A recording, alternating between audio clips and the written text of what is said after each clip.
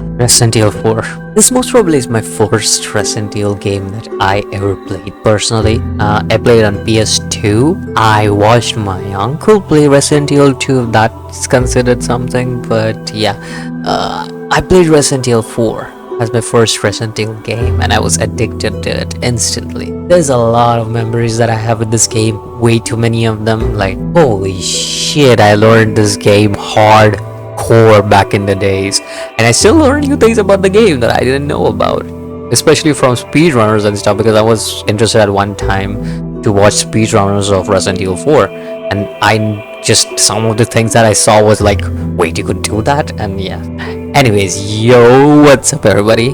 Mask here once again. Well, this time, most probably this is my favorite game I have ever played. It's Resident Evil 4.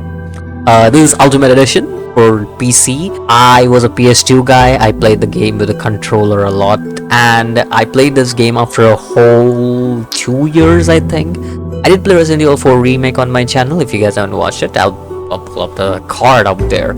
You can watch it. I will play the game again though, so because we are gonna keep going with the Resident Evil trend for the next year or so, because I think that there are like 20-25 games based on Resident Evil. Anyways, yeah, Resident Evil 4 and Resident Evil Dead Aim. Now, Resident Evil 4, Resident Evil Dead Aim, and Resident Evil Outbreak.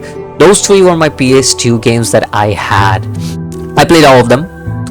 Resident Evil 4 being my favorite, Resident Evil Outbreak being my second, and then Dead Aim being my third. I loved all three games equally. A lot of people do not like Dead Aim, understandably so. It has a very Resident Evil Survivor-esque gameplay and stuff, but whenever I play that game, I'll get to that. Resident Evil 4 now, let's talk about that. Before I get into the whole what is it and the overview of how the game is and everything for anybody who has played Resident Evil 4 Remake and wants to go and play the original one, trust me, you'll have a lot of fun playing this game. I had a lot of fun playing this game. It's way, here's one way to put it. It's way less, it's way too goofy. My bad, I was about to compare Resident Evil 4 Remake thingy. Anyways, it's way more goofy than Resident Evil 4 Remake.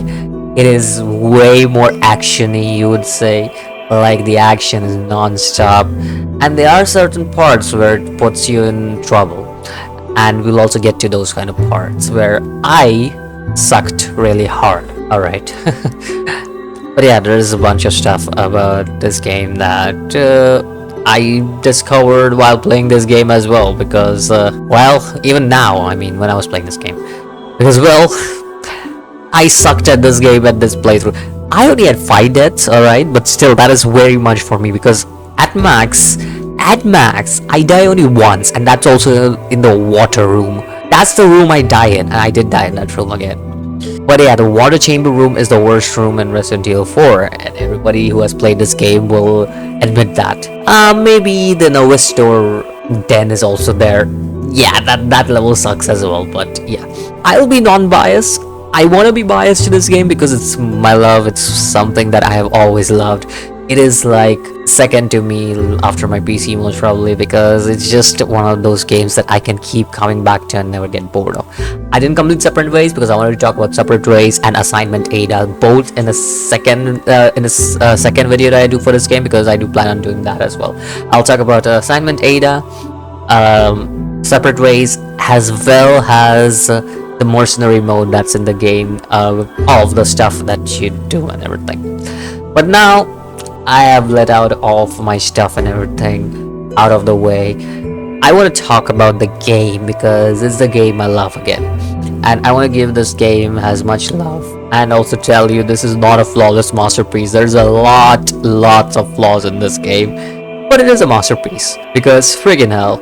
Fun fact, the creator of this game, not the creator, the director of this game, Resident Evil 4, Shinji Mikami, which I'm pretty sure a lot of guys know Shinji Mikami for his work for Resident Evil 4 obviously, and Evil Within, those kind of games.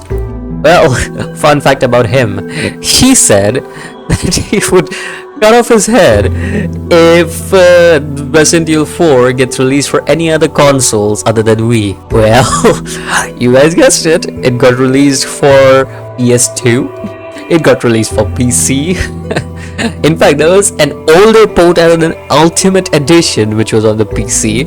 That was a Ubisoft port. Yes, Ubisoft, the same company which I really hate right now because of all the shit they're talking. But really, there's an old Ubisoft port of this game which sucked ass, and I played that one.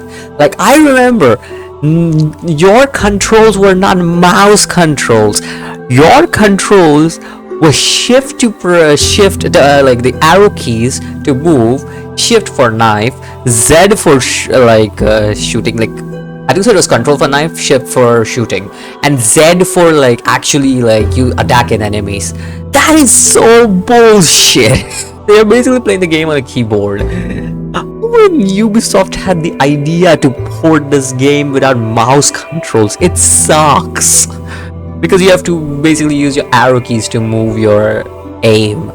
Obviously the mouse does a better job at moving your aim around.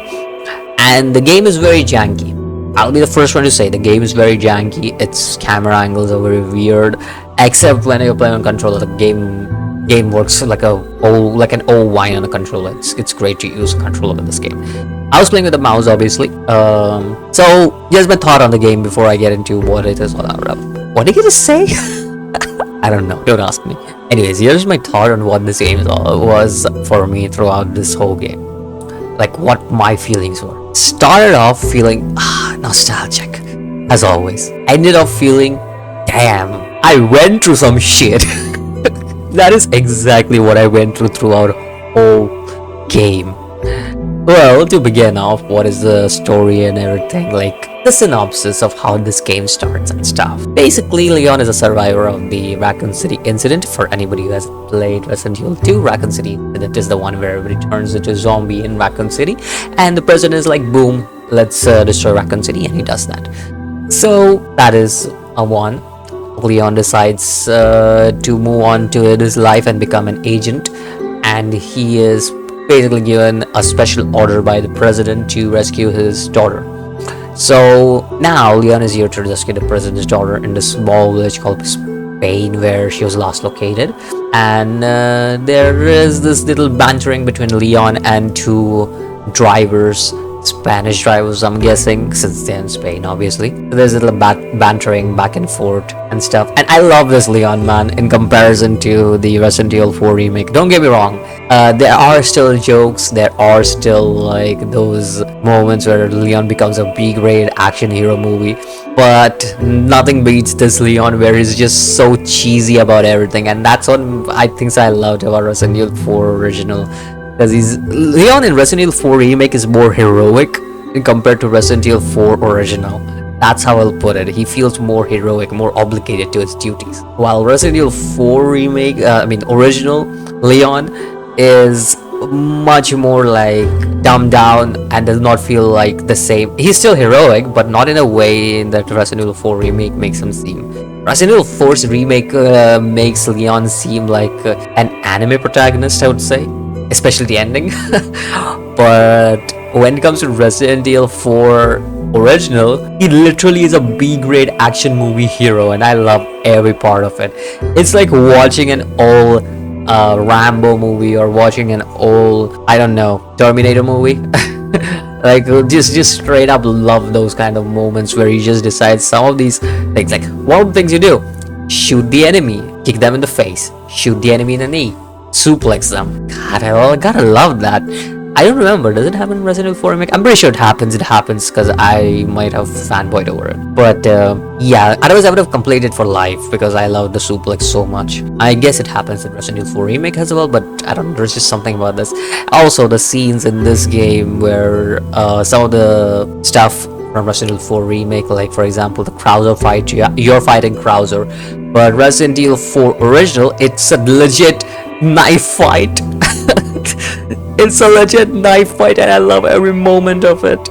Like, again, it's a knife fight in Resident Evil 4 remake as well, but you're on the control. But on the other hand, you have quick time events, obviously, but at the same time it's so cool to watch them fight like that. There's just something else about watching them fight like that. There's like a whole 2-minute cutscene for all about that shit, and I am in for that, dude. I am in for that. Anyways, I'm talking too much about later on games and stuff.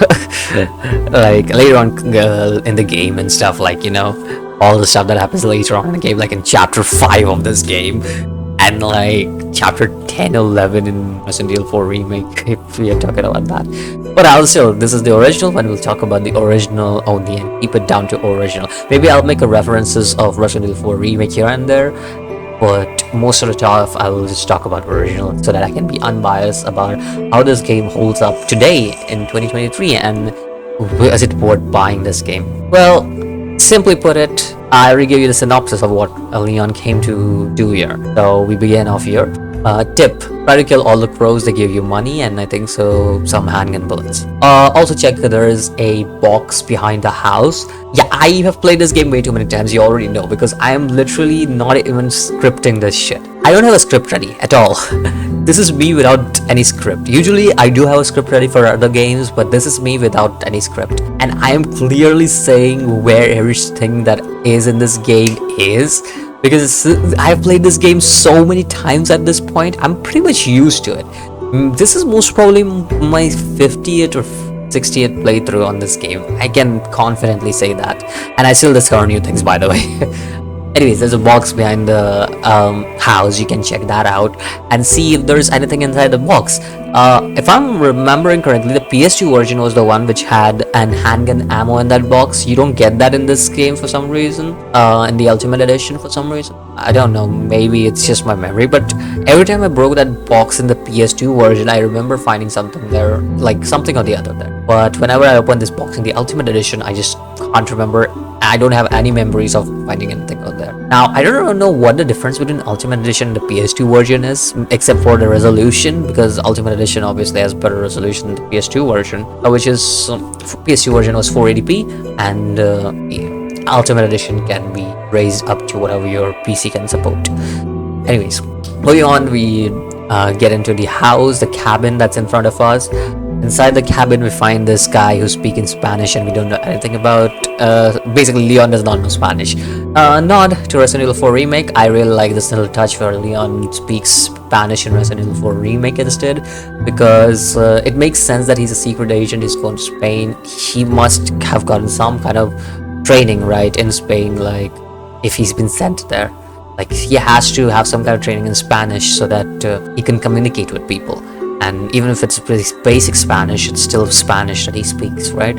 Anyways, moving on. This villager is not so friendly. He decides to axe us down, and we basically are like freeze. And I love this scene because there is this little moment of time where you're like, all right, this is badass, and then you go into control, and then when you shoot him in the face and then kick him, he goes down, and you're like, yeah, that feels great.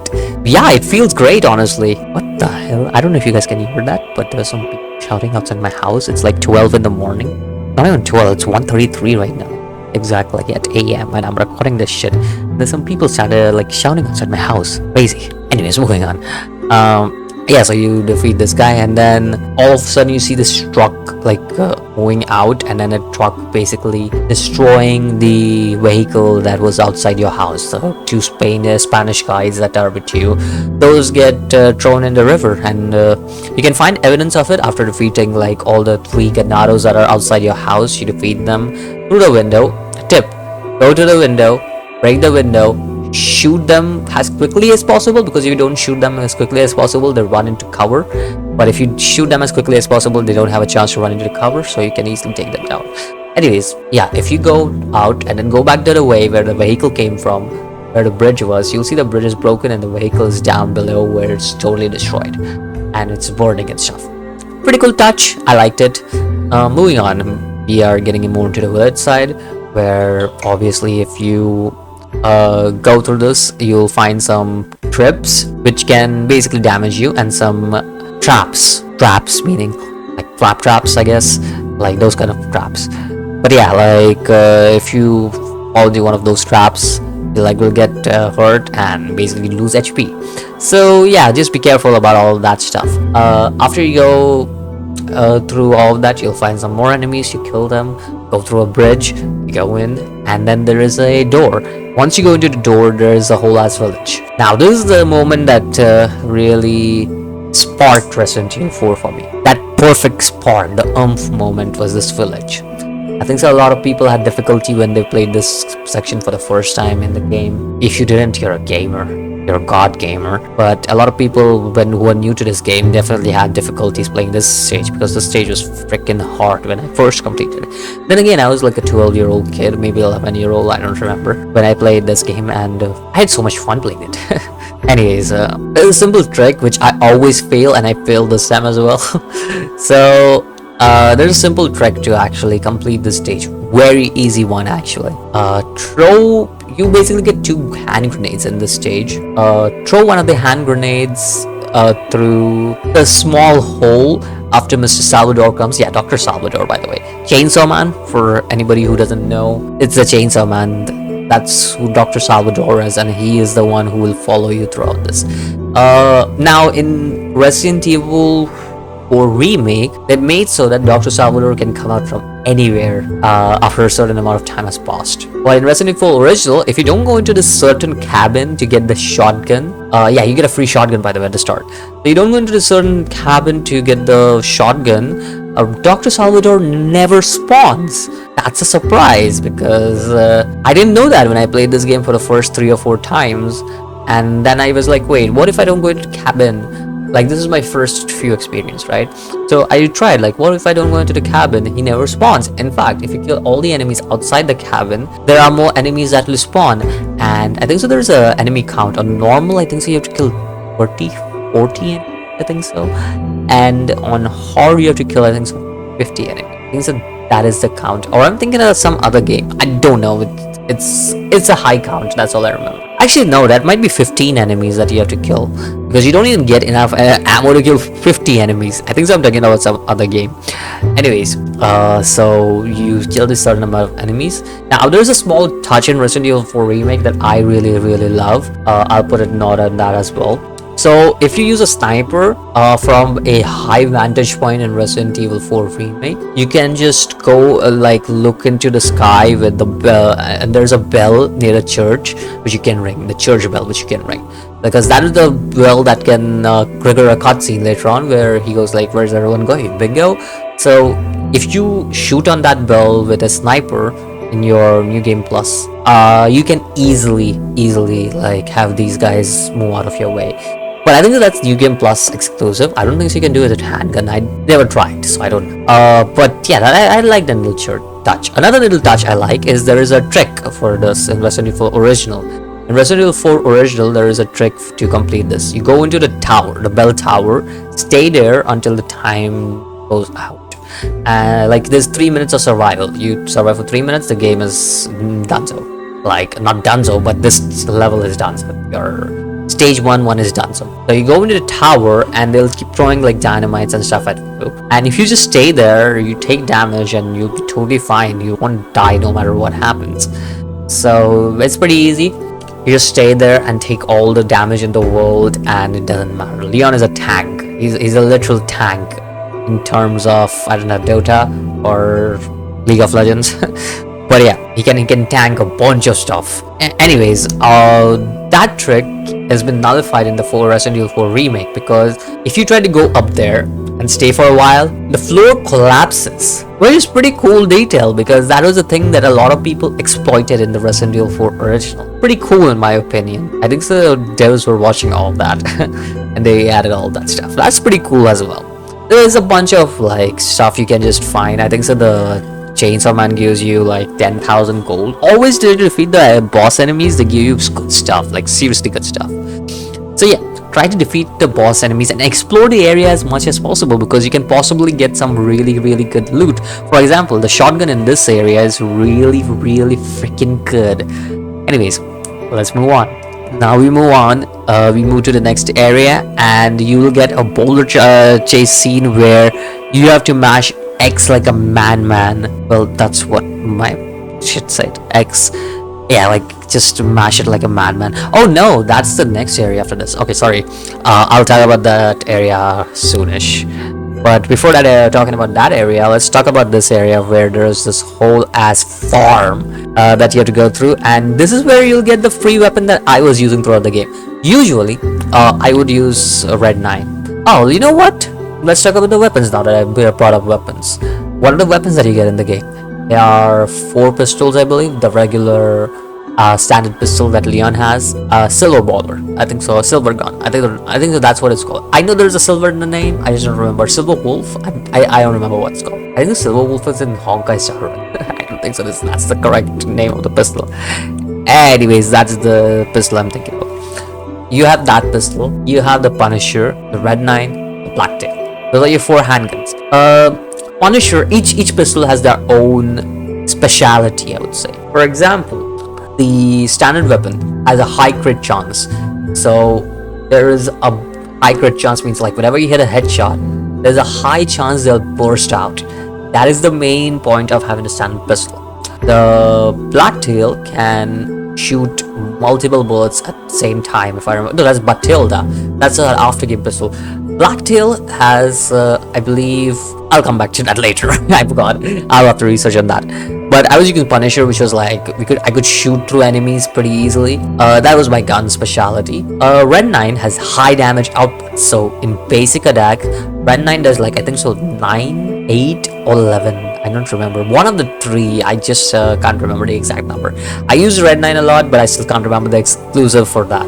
Yeah, every weapon has exclusive, which is like the like a super powerful upgrade for them. And yeah, that was it.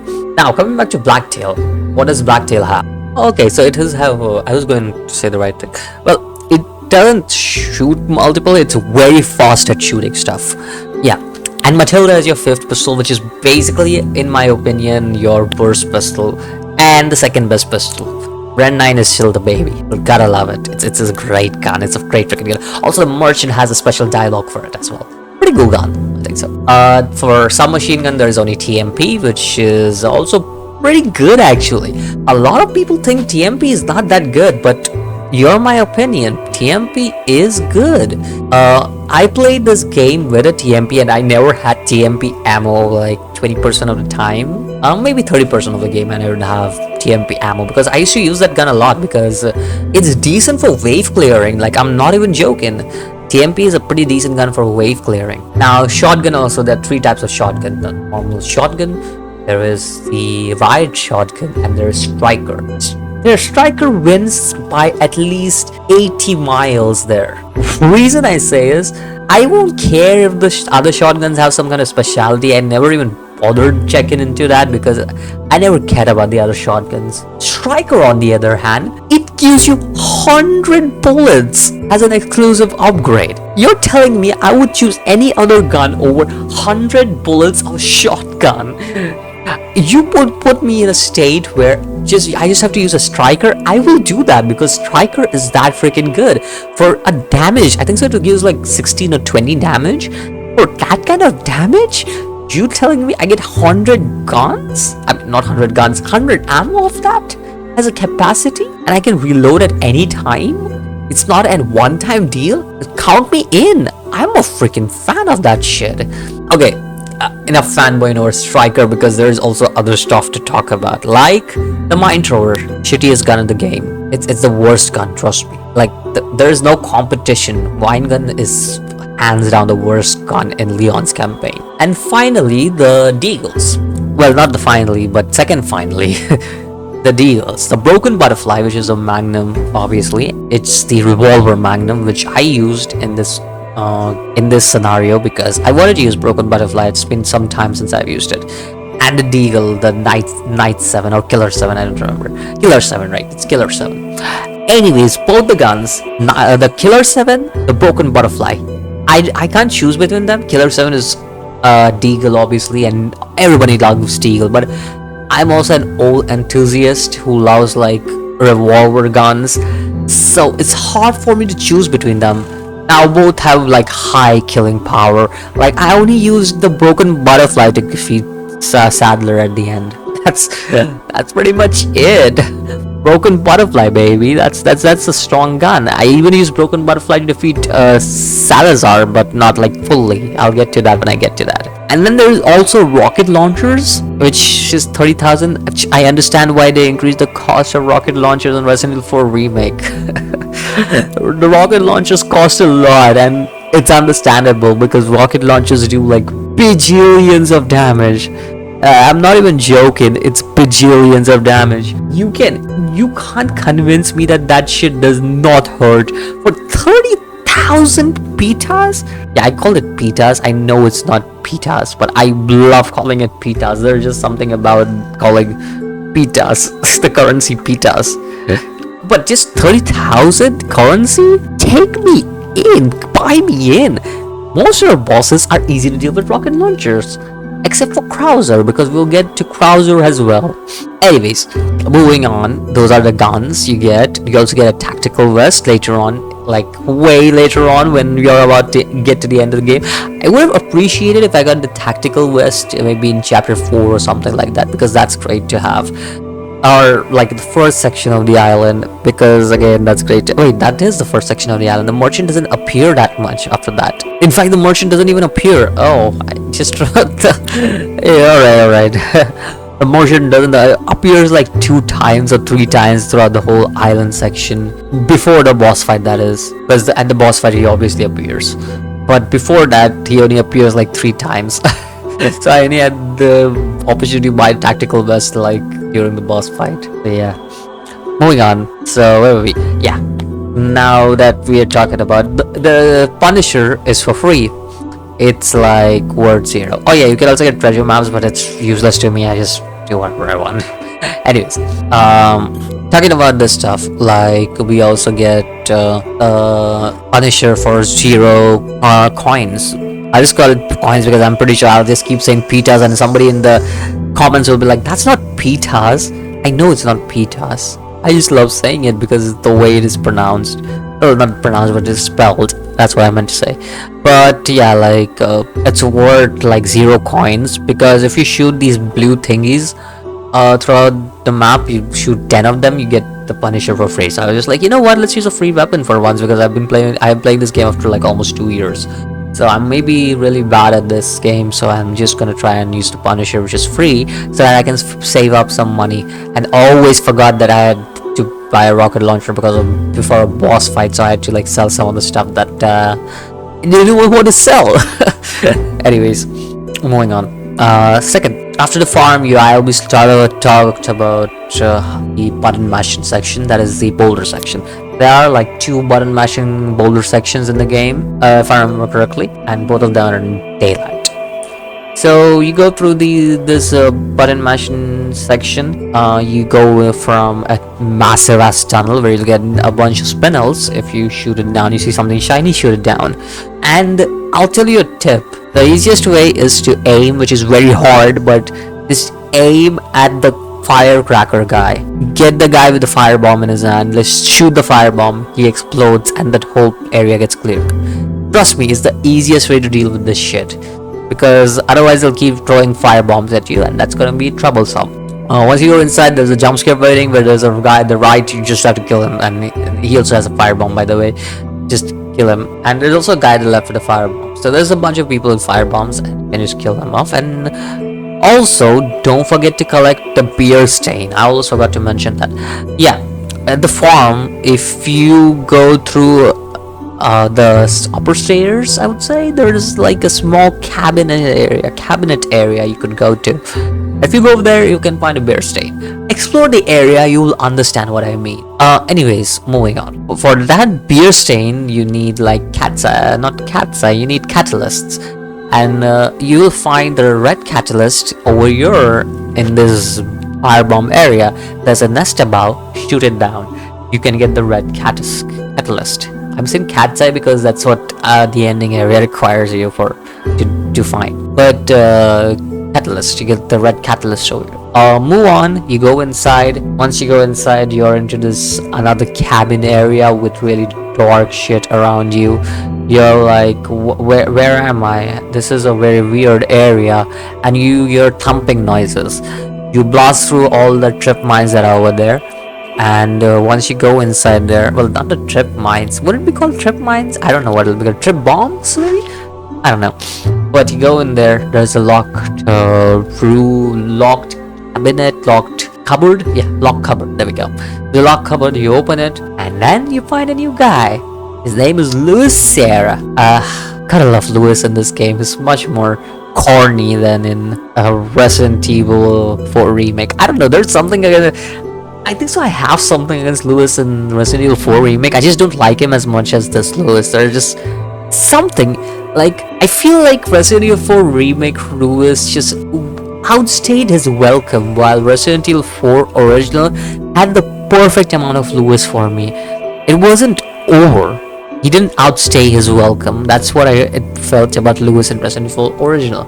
While in remake, it just felt like he was outstaying his welcome, because he was there till the end of the game, bro. Like at least chapter 12, 13, not that, and maybe 11. I think so. I don't remember, but yeah. Anyways, moving on, we find Louis, and there's obviously the Big Cheese, also known as the Big Chief, also known as Vittori Mendes. So yeah, like Big Cheese. Leon tries to kick him, and then the Big Cheese is like, bang on top of Louis. I love this scene, man. It just, there's something corny about this scene. There's like Leon being like, you know what, I can take this big guy on, no problem. I'm gonna kick him. And he just flips him. There's something about this scene. It just makes me like, ugh, I love it. It's corny, but I love it. Maybe I just love B-grade action movie heroes. I don't know. Anyways, we come to know that Leon has been drugged and drugged? Leon has been given the parasite. Why would he be drugged? Well, anyways, he's been given the parasite and he's tied to Louis. Leon asks Louis about who he is and what, and Louis says he's like a small-time cop and everything. And Leon is like, oh, I'm a cop as well. Wait, does he say I'm a small-time cop? Wait, am I Delulu? I think so, I'm Delulu. Yeah, he didn't say I'm a small-time cop. Leon says he's a cop for a single day. Does he? I think so, I'm Delulu. I don't think so. Anyways, Leon asks about Ashley, and Louis says that maybe she's the president's daughter, and Leon is like, wait, how do you know that? That's very strange. And Louis is like, well, they're talking about her at the president's church? What? I'm losing my mind. Maybe because it's late, it's like 2 a.m. right now. Anyways, like it's talking about that, and Louis is like, maybe they're talking because they're talking about her at the church. And that's when beaten up zombie comes by. Now this beaten up zombie that we see is none other than the beaten up zombie that's at the start of the game, the one you beat up. Yeah, that's a touch that you have here. I say this because this zombie is looking for revenge, and he tries to cut down Leon and Louis, but instead we beat him down by doing the most badass shit ever. Like, don't get me wrong, I like the Resident Evil 4 remake one as well. Again, comparing it, but like I can't help it when it comes to these things, because these are the small things that I loved about Resident Evil 4 original. That, yeah, I'm not saying Resident Evil 4 remake is a bad game in any way, but in my opinion, Resident Evil original, just in terms of the character portrayal, I feel like this is just far greater than Resident Evil 4 remake, because this scene was so badass. It's implying that Leon is a corny B-grade action hero movie. Movie? What action hero movie? What the hell? Leon is a B-grade action movie hero, and this whole scene just implies that it's literally like in your face with how Leon just kicks him and stuff, and Louis just runs away. So yeah, we wait through there, and then we finally meet the merchant. The merchant sells us some goods, and one of the goods that he sells us is none other than TMP, baby. TMP, yeah. Love me some TMP. Great gun, but other than that, there isn't anything that I really want to buy. Maybe TMP upgrades, but that's about it. That's all. Anyways, moving on. This is an area. This is a very weird area because you see like you're on top of some shit. What are we on top of? Why are the bridges hanging over like black shit down there? I never understood that, but you have to take 2 pieces.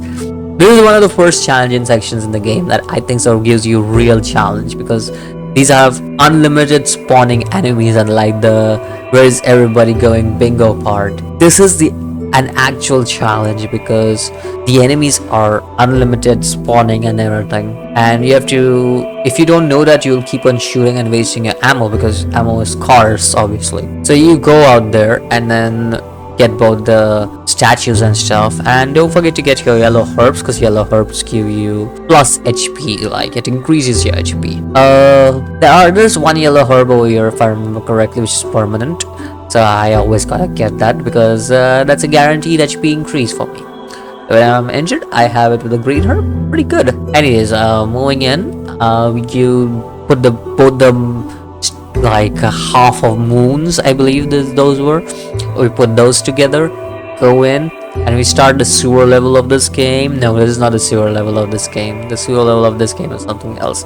But we are still in a sewer, and this is not the bad sewer level. This is actually a decent one. I wouldn't say good either, because there isn't any specific action happening except for you can get a mask. Don't forget to get that. That mask sells for a lot.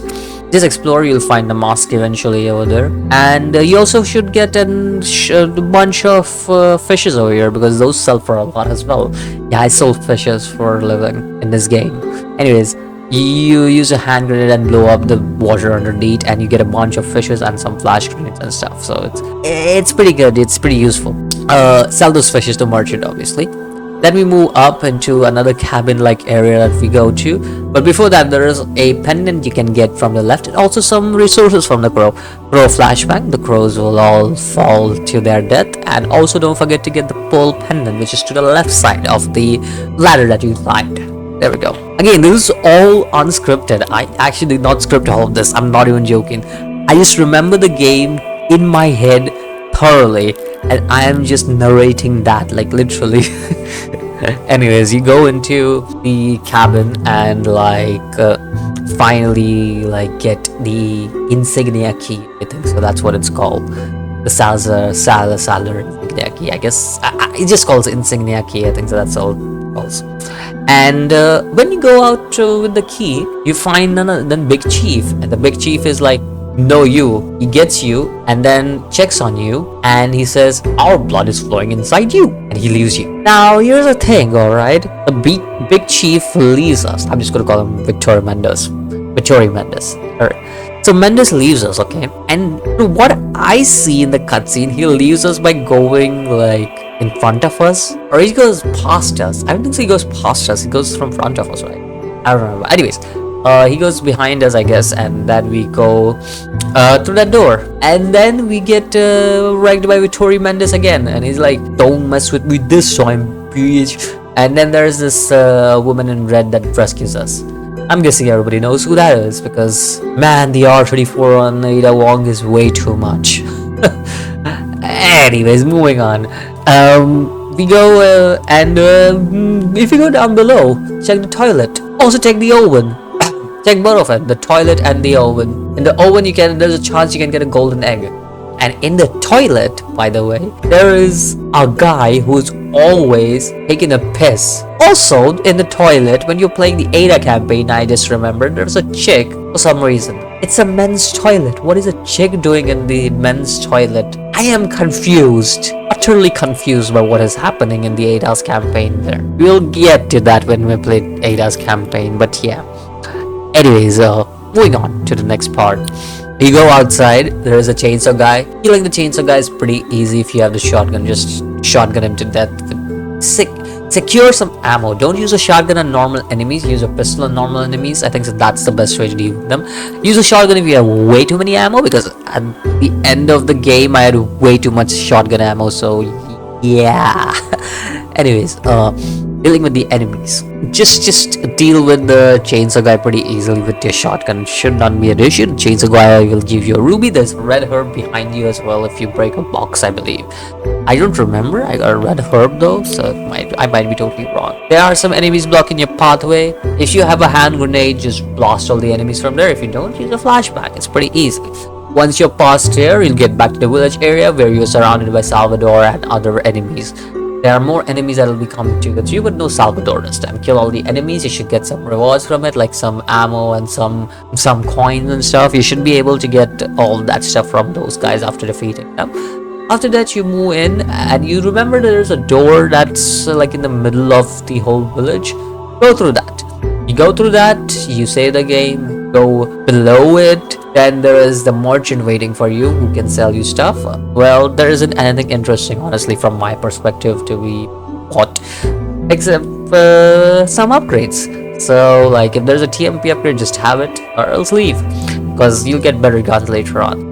Moving on, you go up the ladder and you see the church area. Now, in the church area, also there are some birds that you can kill. Take a chance, destroy those crows, and get the rewards. I would recommend using the pistol this time because it's better to use a pistol if you don't have extra flashbang. Always keep one flashbang with you because there is a chance that you can find a bunch of crows waiting for you. Anyways, you get that.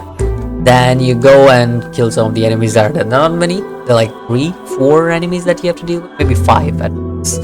Not many enemies to deal with, so just deal with them. If you want more enemies, you can always shoot a bell. That'll summon more enemies for you. Now, there is a green catalyst. There's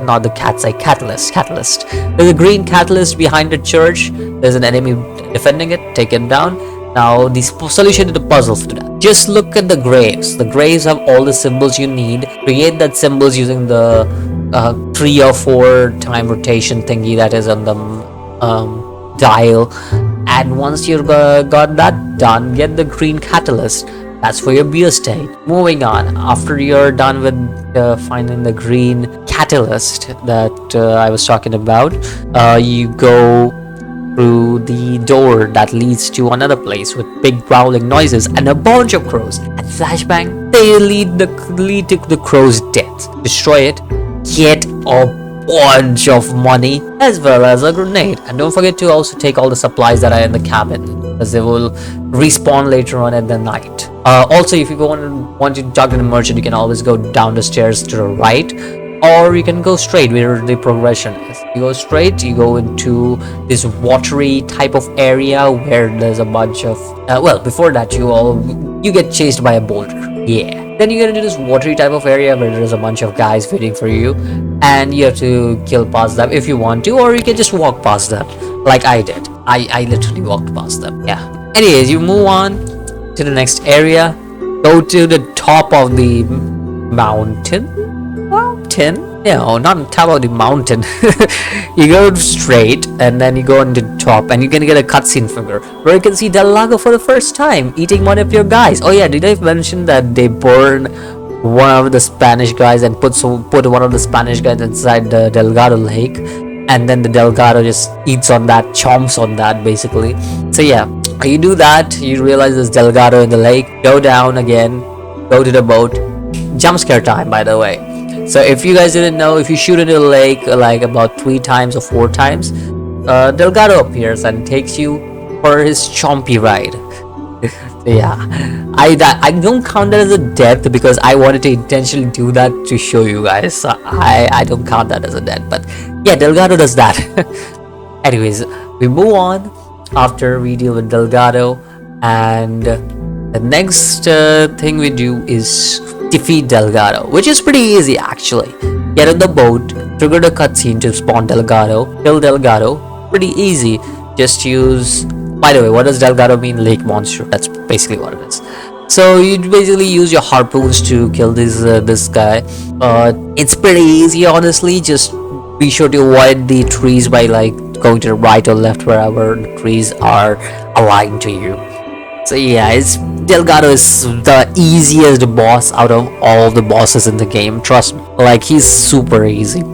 I would rate him like an F tier boss if I had to in this game. Alright, let's go with that as well. What are my boss ratings in this game? I think so Delgado is the F tier boss, honestly, for me at least, because I have never died to Delgado except for when I was first playing the game, because I didn't know what I was doing like the first 3 or 4 attempts of Delgado. Once I knew what I was doing, it's just way too easy to deal with Delgado. He's most probably an F tier boss for me after that. Moving on, Leon has a vision where he's turning black. His hands are turning black and he's turning into... Wait, I think I just see Leon is turning black. Oh my god. I'm sorry for that. People get offended by anything these days. But anyways, Leon is getting like infected by the virus and stuff. But it turns out it's just a dream and he's actually not getting infected by virus. Now here's a fun fact. If you go back to the island you just came from, well, there are dogs waiting for you. Pure. There's the dogs waiting for you. And they are hungry. Anyways, you gotta deal with the dogs. Yeah, I prefer using the TMP against them because it's the easiest way to kill them. Now here's the thing about normal difficulty. Because I didn't die a bunch of times, the dog's HP is way beyond what it should be. Professional difficulty doesn't do that. Normal difficulty varies. If you're dying too many times, normal difficulty will go down for you to easy. If you don't die many times, normal difficulty will go up for you, even beyond professional, I would say.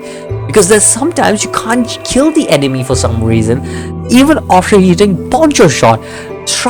My striker should kill these enemies in 2 shots. Sometimes these well, not even 2 shots, sometimes 1 shot. Sometimes these enemies take at least 5 to 6 shots to die from my striker in late game. So that's why I hate playing on normal difficulty, because professional difficulty, you know this is the difficulty, max difficulty, and this is not gonna go beyond max difficulty. So that's why I prefer playing on professional difficulty, because it's not gonna go down, it's not gonna go up. Anyways, moving on.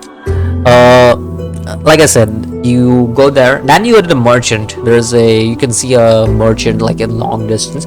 If you wanna fish, you can fish some of the fishes out of the fish. What? It's out of the fish? What am I even saying? I'm going insane. Anyways, like you go into the merchant's lair. Now there's a thing you should do in the merchant's lair. Go on top of it. Explore, you'll find it. Again, exploring rewards you in this game. Like you can get a green gem which could be fit into the mask that you found. So you can pretty much get not a green gem, the purple gem, I think so. That's what you get over there. Because you can easily find that over there if you just explore a bit. So yeah, explore a bit, you get that. You get some of the ammo and stuff like that. Trade with the merchant.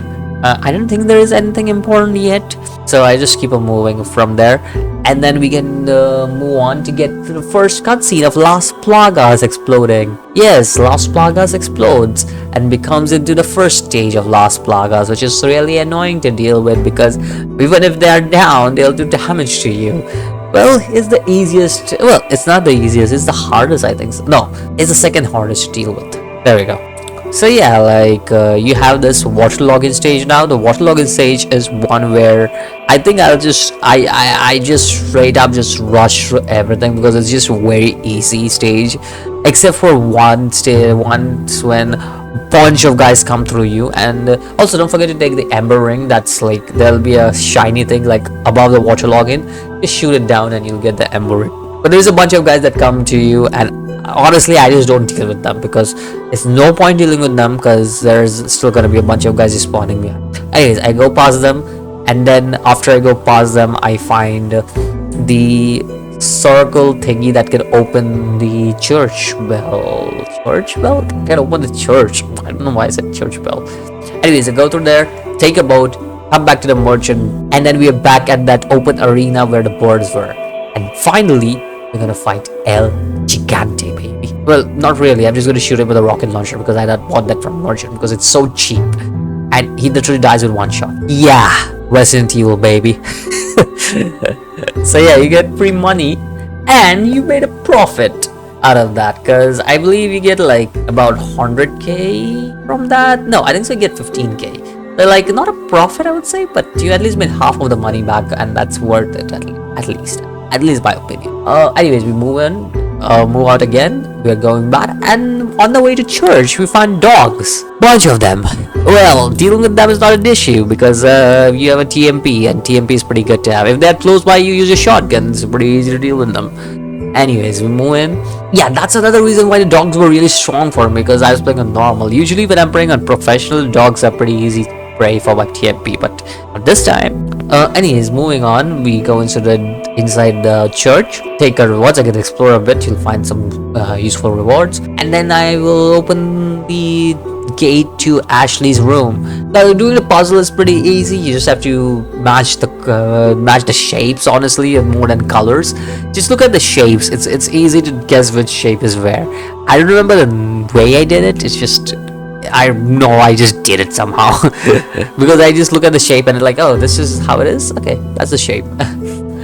Anyways, we go to Ashley. Ashley is kind of scared of us, and then we're like, oh, you know what? The president sent us, and then she becomes like totally bamboozled, charmed by us, I would say. And she's like, you know what? You're a good guy. I'm gonna go with you. Is that really that easy to convince a stranger? She was throwing shit at me, and now all of a sudden she's like, my father? Anyways, what if this was Sadler's big plan? Come on. Well, technically it was. He wanted to send Ashley after like extorting her with the virus so she could spread the virus throughout all of US. That was the original plan of Sadler, which was ruined because of Leon. Anyways, moving on. We finally find the big baddie Sadler in after a bunch of chapters, like maybe two. We are like in 2.2 chapter, I think, and we find him finally. Cool, actually, to find Sadler finally, because it's a perfect reveal. I think so, because we have been seeing this guy's poster everywhere and seeing like, okay, this is the big bad guy or something like that. Maybe we don't know about it yet. We just found Mendes and we think Mendes is a big bad guy, but it turns out even Mendes is not a big bad guy. In fact, it's Sadler who's capable of thinking everything out loud, honestly, compared to the other guys who are not. Sadler is in control of everything he does and everything he says. Same goes with Salazar. He's also the same breed. Like, he does and control everything he does and everything he says. And same goes with Krauser. I think those three are the guys. Vittorio Mendes is more like a slave more than anything to that's my opinion, like, because I don't see the same emotions that the other characters whose talk display as Vittorio Mendes. Vittorio Mendes just doesn't display any emotion. Maybe he is also like the others, but I just think like he's less competent compared to the others. Anyways, moving on. After that, we move out and jump through a window. Now here's a fun fact. Next chapter starts. You can obviously just go past everybody and go into like the village area again. You can obviously do that, but I'll tell you this: handling Ashley is a bitch.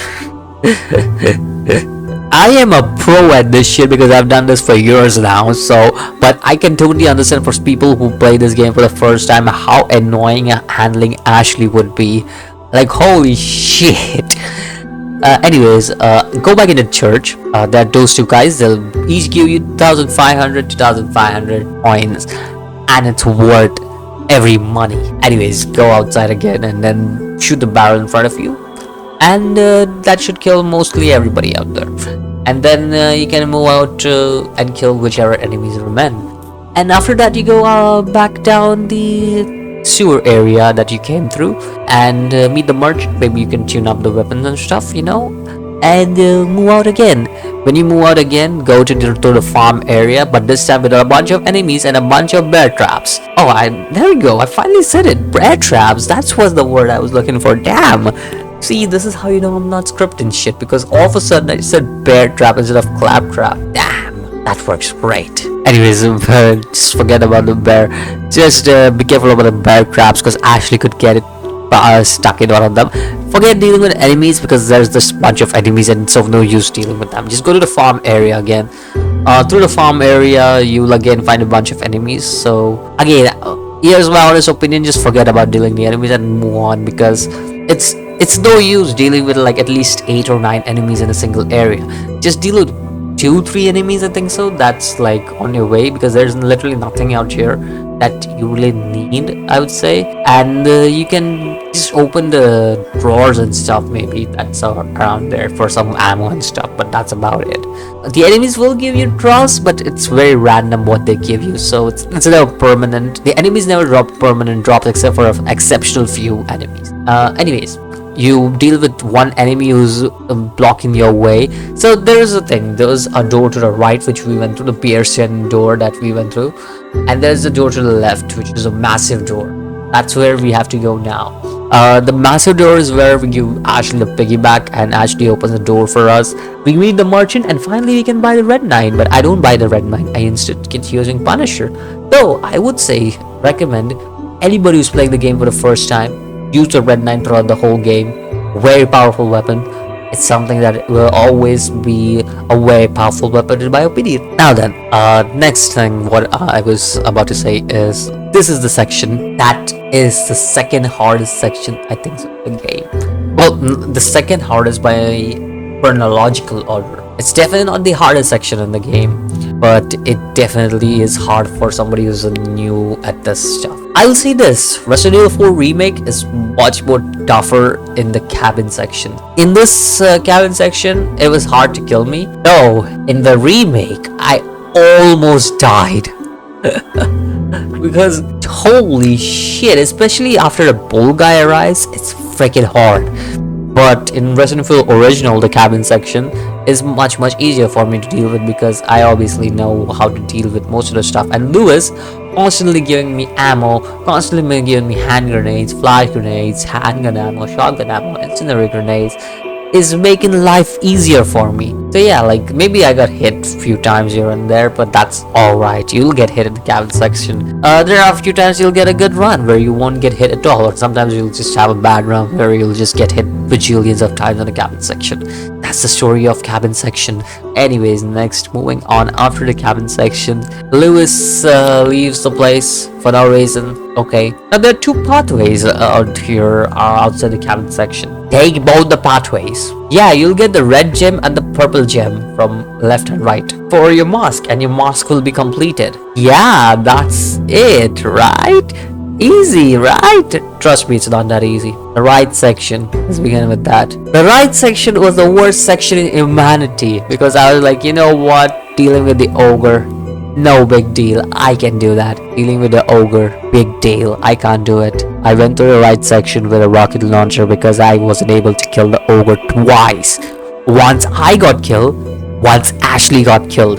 That's how bad the situation was for me. So I just took the rocket launcher and shoot the ogre. Get out of my face. Did I just call him an ogre? He's El Gigante. Anyways, you get a purple gem from over here. Just look above you. There'll be a shiny thing above you somewhere. Just shoot that down. That's your big thing. There's also a door you could go through, but I didn't go through the door. I just opened it. Instead, I went back. I went to the left side.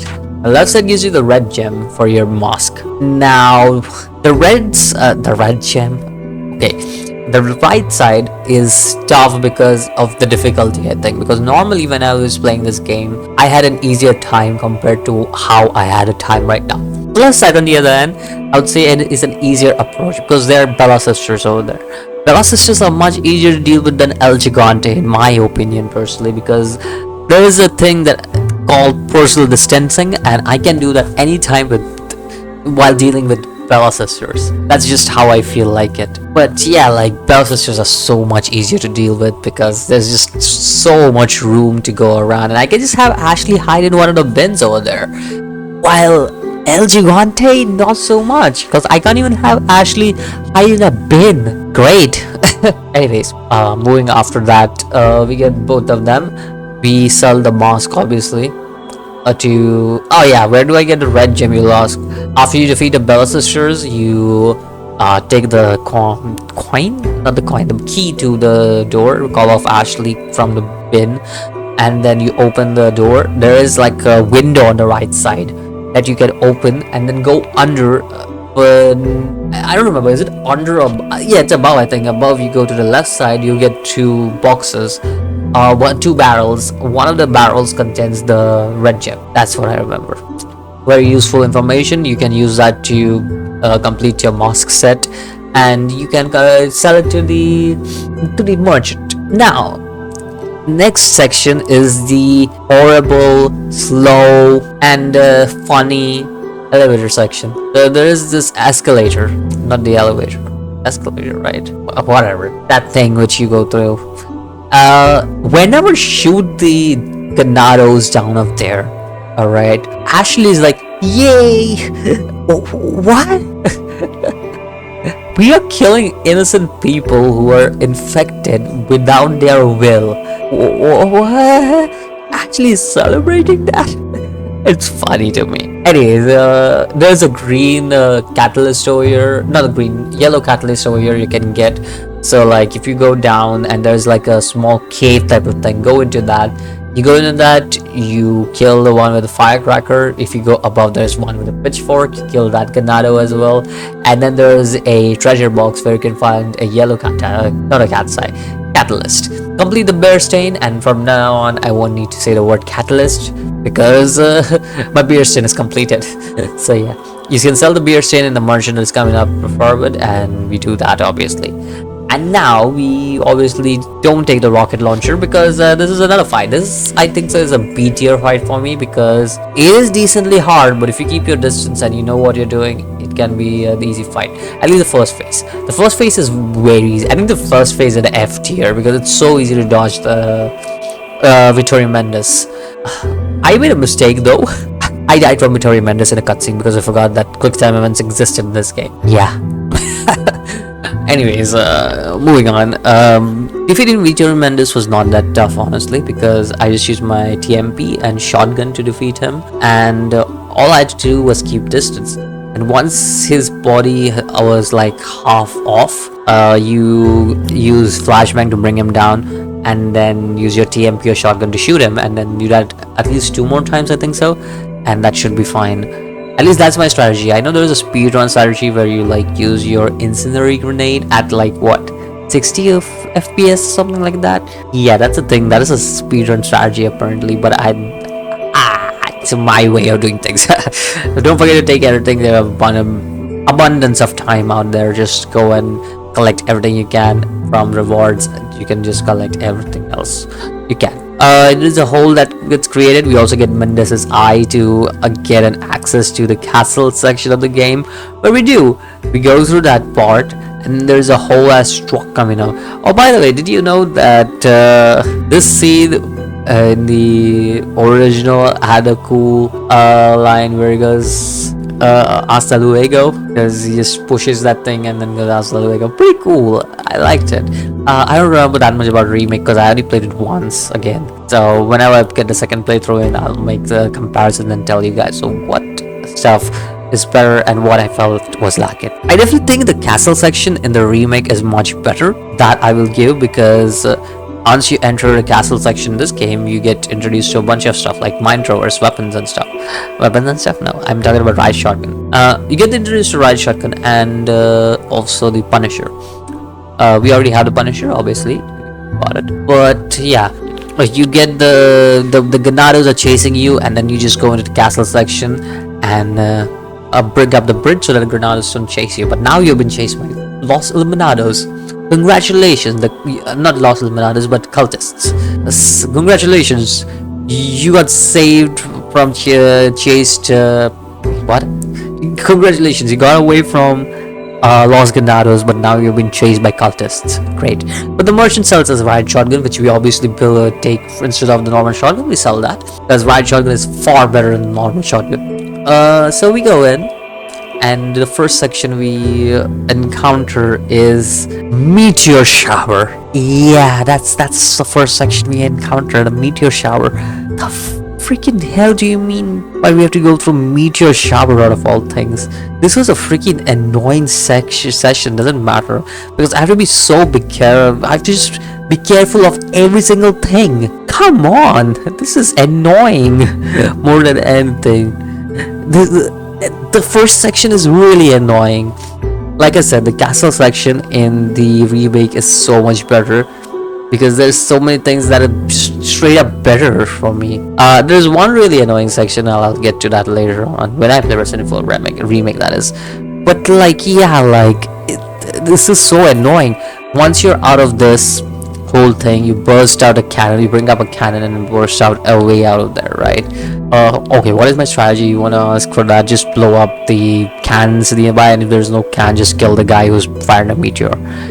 That should basically do it. Like the fire cans that are nearby, like bomb cans. I don't know what I forget and blanking out the word, but you get what I'm saying. Anyways, you move into the area. There's a merchant waiting for you. You can buy the Punisher from him from there, because Punisher gets available from there. But I don't need to buy because I already bought it like for 0 when I was in like chapter 2 or something like that. Anyways, moving on. You go into this area with like a bunch of cultists and stuff, and you have to like exchange swords, which we do, and there's like more cultists after your ass, and you're like, god damn it, this is annoying because it's such a congested area. It's not hard, it's just annoying. That's the easier way to put it. Anyways, we move on, and there's another section that's pretty hard. Before that, Lewis comes and joins us, and he's like, oh, I have the sample, but he doesn't have a sample. Sample of what? Well, sample of the parasite. Was it parasite? Yeah, that's parasite. Yeah. And then Ashley's like, I'll join you, Lewis. But Lewis is like, no, this is something I need to do alone, in the most badass way possible. See, these small interactions with Lewis made him special.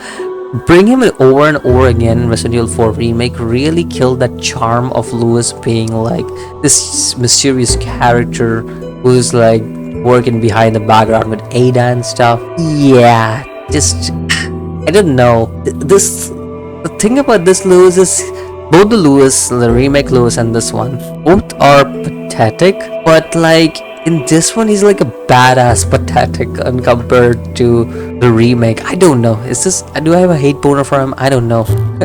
Anyways, moving on, we deal with like all the stuff that's happening around us. What stuff though? Well, there is a trick now. There's a castle door, but we can't go there obviously, so I use a simple trick. There's a door in front of us, like a small door. We keep it open by asking Ashley to wait there, and then go inside, kill all the cultists, get the key, kill all the cultists part 2, get out, and get into the castle, where we first meet Salazar. Well, Salazar, you say, is so annoying. I love it. And this is a lovable type of annoying though. Like, his character is supposed to be annoying, and that's what I love about him. It's just an annoying character being annoying. And that's the difference between Lewis being like annoying and Salazar being annoying. Like, remake Lewis is like a recurring character, and that's really taken away the charm from him, which annoys me. But Salazar is just supposed to be an annoying character, and I love that about it. And I love the banter, the back and forth banter between Leon and Salazar. Just works. Especially the no thanks bro. Just works. It's just, I don't know, man. There was this, like, if I compare the both of them when they first meet Salazar, the Leon who meets Salazar in remake just goes like, the girl stays with me. Like, just doesn't have the charm of no thanks, bro. just works well. Anyways, we get locked out from reaching Salazar, so we have to take an alternative path, and we do. We take an alternative path, but there seems to be somebody waiting for us. We find a prison key nearby on a painting. For some reason, there is a prison key on a painting. I don't know, some weird reason. And we find a locked out. What was it called? Ganado? I think it's a Ganado. Yeah. So yeah, this guy can't see, but he can hear shit. So we ring the bell. It's a simple trick. You also have the semi-auto rifle. I forgot about that. You have 2 rifles. The normal rifle, semi-auto rifle. Always take the semi-auto rifle. It's just barber rifle. It's also useful in later stages. Anyways, yeah, like I was saying, you take the semi-auto rifle, actually shoot the bell with a pistol, change to semi-auto rifle. When he tries to like crush his claws into it, shoot the semi-auto rifle on the back of that guy, because the weakness is on the back, which is a very glaring weakness, you know. So like, you just shoot it constantly, and it's pretty easy. Like, dealing with this guy one-on-one is very easy. You're dealing with this guy later on, it's not that easy. Anyways, moving on, we deal with him. We go and see that there are a bunch of guys waiting for us outside. Bunch of cultists, that is. We kill those cultists, move into the next room, and that is the hardest room in the game, I think. The water chamber. This room is freaking annoying. It is a speedrun killer as well, from what I have heard, and it is the most annoying room I have ever been in. The constant spawning of the shielded enemies, the constant spawning of normal enemies, and the constant spawning of Las Plagas level 2s, which can eat your head in one shot, is the most annoying shit I have ever been through, and you don't even know where they're gonna come through. They're just gonna come through, and upon that, you have to also protect Ashley. And once you're done with that, like you activate the whole thing, you activate a lever, you round and round rotate the lever, you bring down a staircase. There's more guys who will come and kill you for no reason whatsoever. They'll just fling their sight at you, and your head was gonna come up because they fling the sight at you. So annoying. Who decided that this stage is a good idea from any angle? Hey, at least it's not that annoying remake, but still, this is so freaking annoying. It's so freaking hard. I hate it on another level. I died here once. I think that's after this I die very less. I don't remember when was the next time I die after this. Maybe I remember as I go through and like go through my overview and stuff. But here we go. There's an easier trick to like despawn enemies over here. Once the lever is rotated and the stairs are down, go up the stairs and retry or reset checkpoint, and you will restart from that checkpoint without spawning any enemies. Pretty cool trick. Yeah, it's there and there. Anyways, I wasn't able to make that though. I just killed the enemies instead. Anyways, you push Ashley above using your piggyback so that she could rotate the levers and bring up things. Stairs, water stairs, I don't know how to put it. Like she makes a pathway for us to cross by. While dealing, this is where the sniper really comes in handy. Like it can one-shot these guys in no problem if you headshot them. So there's a bunch of guys coming towards Ashley, and if we just one-shot all of them, it's pretty easy to deal with them, honestly. Which we do. After that, moving on from there, we get Ashley. Move into the next room where Ashley gets separated from us. Before we talk about that, this room also introduces us to a new gameplay mechanic, that is the shooting range. Shooting range, you have A to D. I'll just say all my shooting range experiences. A is the easiest shooting range, which will give us 6 bottle caps, which can give us 10,000 points. B 15,000, C 20,000, D 25,000, or no. Sorry, B is 25, C is 25,000, and then D is 50,000. There you go. That's how it works. Anyways, moving on. The first thing that I remember is the A, challenge A. All the challenges will have the same gun, the normal shotgun, the normal pistol, TMP, and what was the other gun that comes with TMP? I forgot. No, pistol and rifle, shotgun and TMP. There we go. Those are the guns you get. And then there is ABCD challenges. A is the easiest challenge. B is a mediocre challenge, but I easily completed it. C is a mediocre challenge again, but I easily completed it. D is freaking hard with pistols because the pistol is not even balancing properly in your hand, and you have to make sure that you don't shoot Ashley whatsoever. It's freaking hard, okay? And that was the only time where I couldn't get a perfect 25. Annoying, but I still got all the rows, so in the end, it's a win-win situation. I don't care about my pride. I tried that shit at least 6 or 7 times, and it was really annoying. Trust me. Anyways, moving on. After that, I do that, and then when we go inside, Ashley is just like, go away, because she's splitting blood. I guess these are her mood swings. And then when she just goes over there, attaches to the wall, and gets trapped. Even Salazar pointed out, like, he never thought that somebody would fall for that dumb trap. Oh, you gotta love Resident Evil being Resident Evil. It's crazy. I prefer the Resident Evil 4 remake over this one. In that Resident Evil 4 remake, she turns against Leon because she's more like, you see her turning throughout the game, right? So she's more and more like getting out of control, and she tries to turn on Leon, but Leon like prevents that from happening and stabs. He gets a stab wound on his hand, and Ashley just runs away. And there is like a big thing over, and Leon says Ashley that he'll meet her again, and Ashley keeps running away. I like that much better because it's like a character development. At the same time, it also makes sense. This one just does not make sense at all. But it's corny and I love it. Anyways, this now we'll talk about the sewer level. I think a lot of people will hate this level because it's a sewer level. I think that this is nothing in comparison to what comes later on, and I will call that the sewer level of this game. This is still a decent level, but the Novistadors are the worst enemies in this game. I hate them with all my life. And they can turn invisible, they can fly, they can kick you, they can spit acid on you to kill you. They can do a lot of things that I do not like, and I hate them. Well, you get a butterfly lamp from here, and if you kill Novistadors, you can get a green thingy, a blue thingy, and a red thingy. There we go. Those three are the things that you can get, which you can attach to the butterfly lamp, and you can pretty much sell it. But yeah, after completing this room, I'm not even going to talk about the room. That's how much I hate the Novistadors.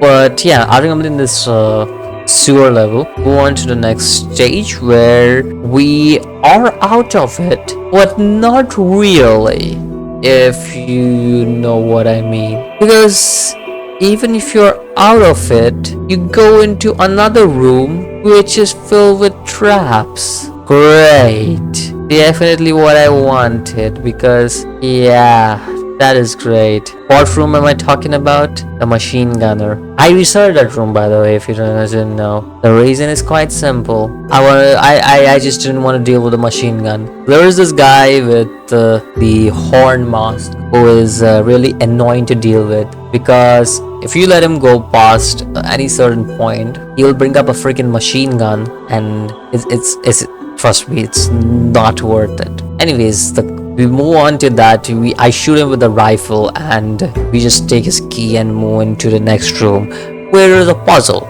Puzzle's answer is 1, 2, 3, 4. Yeah, I still remember the answer because that's that simple. This is the 7 sacrifice puzzle. It's just 1, 2, 3, 4, and then just press OK and the puzzle works. Anyways, we move on, move to the next room, where there's like a bunch of enemies again for like, I don't know, 69th time, and this time Salazar is like, this is where you're going to end your journey, and I'm like, no seriously, this is not where we're going to end the journey. Well, moving on in the next room after that, after dealing with all the enemies, there's also some rocket launcher enemies who try to kill you, but it's whatever. Trust me, you just have to avoid this room totally, because there's just enemies spawning constantly. Just try to avoid the enemies, and if they get in your way, shoot them with your like pistol or something, give them a suplex or something, and it should be fine. This room is pretty easy to clear, honestly, and you do get a goat ornament, I think so, from this. So yeah, then you move on in the next room, and this is where the real challenge begins. This is a maze. So you'll be asking me, wait, what do you mean, what are you talking about, how is this a maze? Well, because there's a room before that where you can find a broken butterfly if you bring Ashley back, which I did bring later on. I bought Ashley back over here to get the broken butterfly, and that's free broken butterfly, bitch. So get it. It's a freaking broken gun. It can take care of any enemies out there. Anyways, I did bring Ashley over here, and also there's some crows. You can use flashbang to like get some money and stuff from there. Yeah, that's about it that you can get from there. Then we move on to the next part of the game, the maze. This maze is a dog base, because there are just dogs around here, and you need to find 2 halves of the moon, which you do find 2 halves of the moon. It's just gonna be very confusing. So my recommendation of how you can find it is go on top of any of the like stairs or something like that, and just get a view of the maze, and you'll understand where to go next. So if you get on top of some kind of stairs, you'll just inside the maze. So don't look at from outside, you'll be even more confused looking at the outside. I'll say go inside the maze, kill some dogs that are gonna attack you, look above and see if there's anything. Oh yeah, don't forget, so I totally forgot to mention this, there is a purple gem outside the thingy, what is it called? Yeah, the place where Salazar appears, the castle opening. There's a purple gem if you shoot from above, and there is a red gem in the maze. So don't forget to take those things as well. And yeah, that's about it. I think that those are the only two things that I missed out on. I did not miss out on the mask. I don't think so, because you do get the mask. No, you get the mask. I just can't remember where you get the mask from. Well, just explore. You'll find where you get the mask. You might even find it in the video. And yeah. But yeah, you get the mask. I remember that for sure at this point. Anyways, moving on. You go through the maze. Get both the moonstones, attach them, get it inside the door. Bang! We have 8 hours as Leon, the coolest shot ever, dude. This is the coolest cutscene ever. Come on, what did they do to my boy in Resident Evil 4 remake? Come on, this is much more cooler than whatever they had going on, and there was some flirty, sexy tension going on between them as well, which was missing in RE4 remake. I don't know, man. There's just something about this original game that just works. It works. That flirtatious yet very corny, cheesy type of lining both of them are having. It just works for some reason. Anyways, Ada flashes us and runs away after like a short confrontation with Leon, and the chapter ends. We find a merchant, like we sell stuff to the merchant. We can also find a mirror with pearls and rubies here, which we can sell. Next room is the room where you shoot a thingy. What's it called? That thingy. The wine bottle. There we go, I got it. You ring the bell, shoot the wine bottle, which is the only thing that seems realistic on the artistic point. And then you have to fight Ganador in a freaking cage. Oh, that's a tough fight. Yeah, Ganador's in cage is freaking tough, with all the enemies, the cultists that are around you. Well, there is an easy outright. Get your TMP ready, shoot down the lock, get out of the cage, kill all the cultists. There will be a constant flow of one cultist falling down. Just use your rifle. Actually, don't even use your rifle. Use your pistol to kill him. There you go. Easy as heck. Because Ganadors usually don't go out of this the cage, because I don't know, there's some issue in the program, but they do sometimes like make their way out of cage. It's not always guaranteed, but it's 70 to 80% of times it's guaranteed that they will come out of the cage. So yeah, they like takes flash grenades and stuff. Move on to the next room, which the next room is obviously another room where you get a free freaking rocket launcher, baby. So yeah, this is a room where there's an introduction to the new parasite type, Parasite 3, which is Las Plagas 3, in my opinion, is the worst Las Plagas to deal with, because after you kill that Las Plagas, right, it detaches itself from the body and it tries to kill you by spitting acid or trying to like attach itself to you. Oh, it's so annoying. It's so annoying because it's an enemy itself. Resident Evil 4 Remake makes it even more annoying, because if that parasite gets killed and detached from the enemy, it will go and attach to another enemy. Great! That is exactly what I want from this Las Plagas parasite, right? Anyways, this room is another easy room, just deal with it and get the rocket launcher. It's very useful. It's most probably the most useful thing you will need in chapter 4, I think it's chapter 4, yeah. Anyways, moving to the next room. In the next room, you'll find Ashley, get to the merchant, sell stuff to him, and then in the next room, you'll find Ashley. But before you find Ashley, poor Lewis. Yes, you die by the hands of Sadler. Man, rip Lewis. I feel like Lewis getting killed by Krauser just doesn't do it for me. There's just something about Leon screaming Lewis, and there's something about Leon just, I don't know. I mean, it's pretty cool, Lewis dying with a cigarette in his mouth, but like, it's not really that impactful for me for some reason. Maybe because I did not like the character of him in Mario 4 Remake. Maybe that's why. Also, him getting killed by Krauser really didn't work for me for some reason. I feel like him getting killed by Sadler was much more motivating for Leon than him getting killed by Krauser, because Krauser was already like betraying Leon's trust and everything. On the other hand, Sadler is straight up a villain, and it just makes Sadler seems more villainous and everything, right? It just works somehow. Anyways, moving on to the next thing. For some reason, Leon and Sadler don't have a confrontation there. Sadler just leaves for no reason, and then we find Ashley. We shoot down Ashley, who is like chained to like the most powerful steel possible, and we shoot it down with just a pistol, whatever weapon you have, pistol, TMP, whatever. I never knew chains were this weak, especially metallic. Oh well, we break it down, and then after that, Ashley thanks Leon, and then you see a bunch of guys coming in. Shoot all of them, keep them away from Ashley. One of them will drop a key. Now you're playing as Ashley, who is in another room. Most of the things in Ashley is pretty easy, except for the puzzle.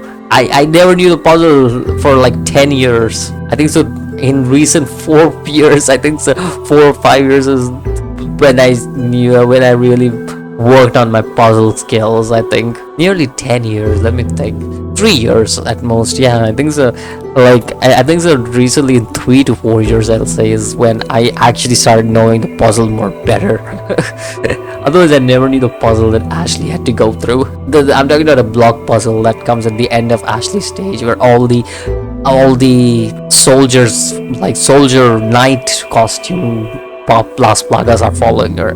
Yeah, I never knew the puzzle. I just directly did whatever I could, and I failed miserably a lot of times in those attempts. Anyways, moving on. After that is done, Ashley meets with Leon again, and then we begin the most unexplainable stage of the game possible. Leon goes out. Well, I get the broken butterfly first, actually. But Leon goes out, gets on this thingy, like the right thingy, goes inside it, and there is a lava in a castle. Hot burning lava in castle. Totally explainable. But it's easy. This is an easy stage as well, because you have to use a rifle to like take down those lava shooting machines. You can take them down earlier, except for the last one. You just have to go there and take them down. All of them give you rewards, so it's worth taking them down. Each and every one of them give you a reward. So yeah, it's worth taking them down. After that, you move on, and you go to the main place, the opening gate. There we go. You go to the opening gate, and then you can go to the right side, where there will be a Sadler poster. Take down oh yeah, just in the castle, don't forget to like take down the Sadler posters or frameworks or whatever they are. Like, just take them down. It has like 5,000 coins all scattered all around, 5,000 gold scattered all around. What the hell is all around? All around. But yeah, like, don't forget to do that. Yeah, you move in after that. And now is like the pathway, choosing the left pathway or the right pathway. Which one do you think is better? Well, first we go to the left one because it's the easier one. All you need to do is shoot down this. Well, Salazar just sends this massive like bunch of things over here at us. Before that, we have to do a puzzle, obviously. Like keep Ashley on one side and 2 of the other things on one side, and you go on one side. That way it activates a door. You go inside the door. There's a huge thing coming down behind, like spiky thing coming onto you.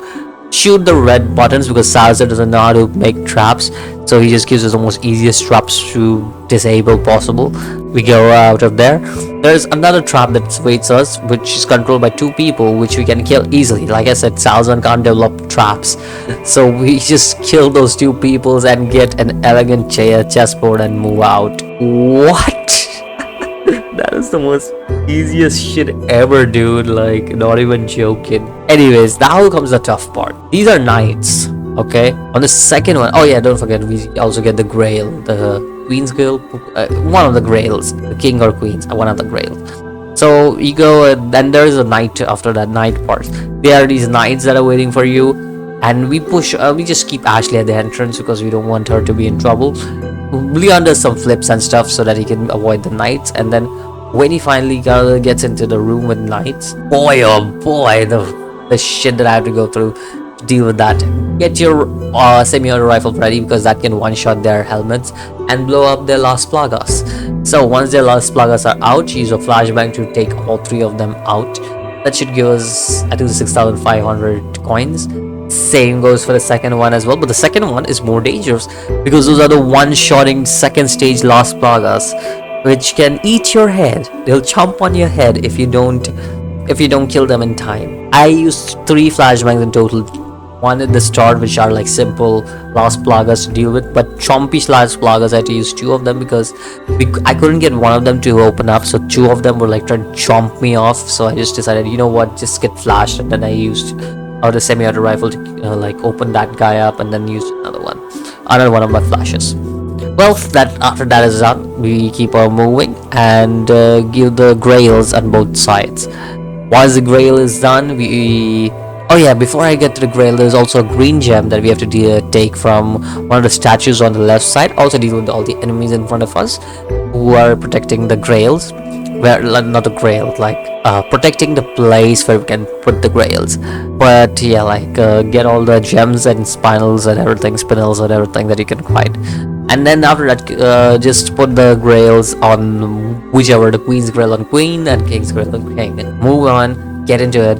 On the right side this time around, don't forget to, oh yeah, there's snakes in this game, by the way. There's also a snake in this box on the right side that you'll find. But if you go forward, there's windows, and on the right side of the windows there's another butterfly lamp. If you have enough of the stuff that the novice doors drop, then it's fine. You can just make the butterfly lamp again complete. But if you don't, you need to do something about it. Anyways, moving on after that to go into the next area where Ashley gets kidnapped again. Good God, she gets kidnapped all the time, and this is not the last time we're gonna see her because she's most probably the most annoying character of this game. Oh yeah, by the way, if you like load out all your TMP ammo on the big thingy that's above on the ground, that also gives you a bunch of things that the novice store drops. So yeah, that's pretty useful as well.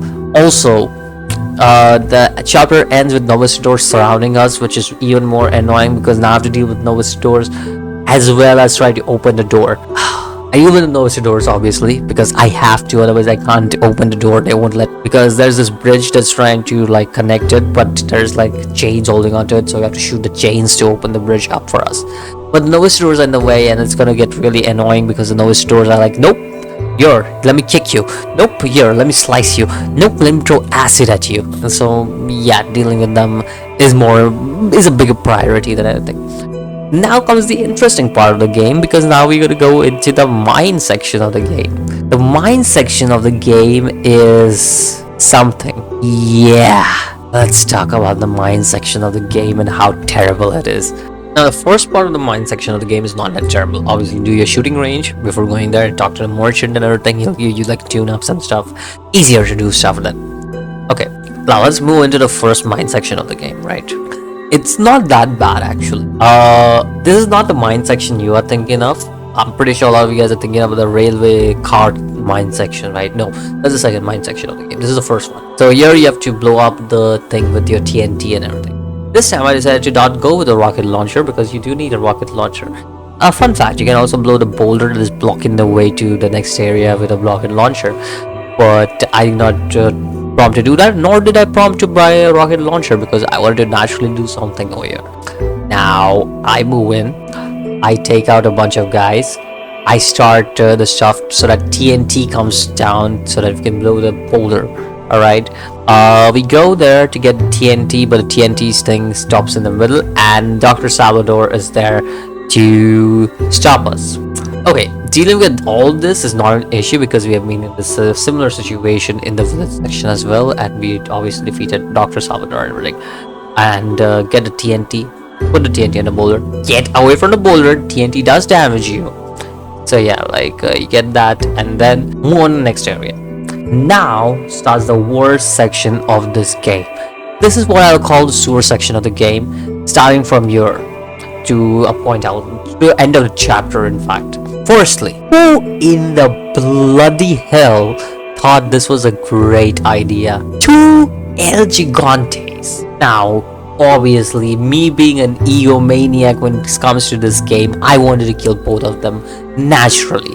There is a way to kill one of them and then not kill one of them, but that means you won't get the reward for it. So I wanted to kill both of them. and I did not buy a rocket launcher. This took me 45 minutes of my life just to kill two El Gigantes. I did not die, let me remind you. It just took me that long because I didn't have any TMP ammo. My shotgun ammo, I didn't have a proper shotgun like a striker to deal with them. Nor did I have a proper gun or rocket launcher. Even my rifle would be too long for that because it's such a congested space and they can cover up so much distance in a short while. One of them is wearing an armor. It is a tough battle with these two guys here. Now, the easier way is just to like lure one of them in the middle of the ground, pull our lever so that they could fall in the lava. Again, I don't know where lava comes from, but yeah, that's one thing. But me being me, I wanted to kill both of them no matter what. I tried. I freaking tried. And I did. But it took me 45 minutes of my life to do this stage. This is why I hate normal, because if I was playing on professional, it would have been about 20-25 minutes. Yeah, but at least I knew that I was doing something. This took me forever. I even used 3 hand grenades on them, 2 incendiary grenades on them, and that still wasn't enough. Jesus. Moving on, we move to the next area, of course, the worst area in the game, because this is the Novistador Den, which is, again, why does this area exist? Who thought this was a good idea? I like Resident Evil 4 Remake in this matter, because they mixed a train section, the Novistador Den, in a single section, and as well as the double El Gigante fight in a single section with Lewis, right? I preferred that a lot because it's much more better than whatever the that shithole was that I went through. I'm not even going to say anything because I don't even have any recommendations for how to completing this or anything like that.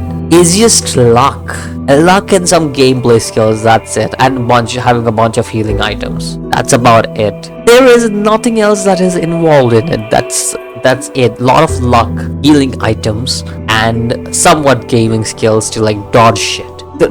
Just remove the gaming skills to dodge shit in Novistador Den. Just go with luck and healing in there, because there's nothing else that you can do out there, really, trust me. Well, after I get out of that hellhole though, we move on to the next stage, and this is where we get into the proper minecart section of the game that we talk about. I ignore the enemies that are outside and just move into the minecart section. So yeah, we go into the second mine section where we have to deal with Salvador, but I don't have ammo. Yeah, you realize now how screwed up that shit is. But yeah, we move in, we take down both the Salvadors. There's one above, one below, so you can take both the Salvadors out. Taking out both the Salvadors out will spawn like a bunch of enemies. Obviously taking the key will spawn a bunch of enemies as well.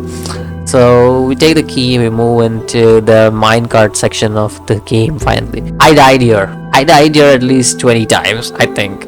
I don't know if it's 20 is an exaggeration, but I think I said it like 2 or 3 times over here. Reason, I'll tell you. The minecart section itself was not an issue. I went through that, I breezed through it. The issue comes when you have to deal with none other than button mashing. Now, if I was playing this game on 30 FPS, button mashing would be much easier, but I'm playing this on 60 FPS. So, what happens when you jump on the jump from a mine? The button mashing does not work. And I was like, you know what, I could just turn the game back, go outside the game and turn it to like 30 FPS and come back, but I was like, oh shit, I saved this game way before I defeated Salvador and stuff, and I don't want to go through that shit again. So yeah, I did it on 60 FPS, the button mashing at like an irregular speed. But yeah, I went through that shit, and well, it works. It is what it is, alright. Oh, I totally missed one of the things that you guys needed to know, right? I missed one whole chapter. I'm sorry, I know, okay. Before we go into the minecart section, we go through a bridge section. Alright, so this bridge section is where you turn the bridge to proper area. Alright, so a bunch of meteor shower comes towards you and everything. Okay, I'll just quickly breeze through that one. So you deal with all that shit, and then you go into the area where Salazar has taken Ashley, right? Because you see that through binoculars. There's a bunch of enemies there with a rocket launcher as well. Just take them out and then go in. This time I did take a rocket launcher though with me. Reason being is there are two freaking Ganadors, and that's not easy to deal with. So I just shoot the rocket launcher at the door and both the Ganadors are dead, and that's about it. Then we go and deal with Salazar, but Salazar is like, no you, and like sends us down below to die. Quick time eventing, we use a grappling hook, which I never see again except for when we are fighting Krauser, and then shoot Salazar's little ringtone ringy and drop down. There he sends his right hand to deal with us. Yeah, his right hand comes off. Anyways, there we buy another rocket launcher from the merchant. Oh no, this is the rocket launcher we had. So now we buy another rocket launcher from merchant. We use the right hand man is none other than the big scary cockroach guy that is with Salazar. So we go there. We use the freezer tank. There we go. What are dogs? Okay. Yeah, the freezer tank. Shoot him with the rocket launcher and he bursts off, and he uses a piece of jewelry. Yeah, so yeah, you get that, and when you complete the novice door you get one of them, and when you complete the minecart section you get one of them. So like that mixes up two of them, creating a Salazar family crown. So yeah, anyways, if you don't deal with that guy has the highest HP, no, the second highest HP in the game, the right hand man of Salazar. He is hard to deal with, and without the freezer tank he's way stronger than what he is. I shoot him with a rocket launcher obviously, which destroys him. Anyways, moving on. Where was I again? Yeah, so I deal with the button mashing boss and move on and get that, and then yeah, obviously like I said, I complete the Salazar family crown. Now we go out, we deal with all the enemies that are outside with a hand grenade, just destroy them, and move on to the next chapter, which is after pressing the crown jewel. I was about to say crown jewel, the lion thingy, lion emblem in the door. We just go down, and once we go down, we look at a massive Salazar statue, which can be dealt with no problem because it's a Salazar statue. Anyways, we move up. I still don't understand how do I only have 5 deaths. This kind in cutscene don't count. I think so. That's the case. That's the reason why I might only have 5 deaths, because I'm pretty sure I died like 7 or 8 times at least. Surprising. Anyways, moving on. So like you activate a Salazar's statue, not the Salazar statue. You try to like move out of the way, then they drop the road to the door into the water, and now you have to deal with a bunch of cultists while trying to bring back the pathway towards the door. You bring back the pathway above ground to the door, and now there's a big ass Salazar statue chasing after you. What the hell?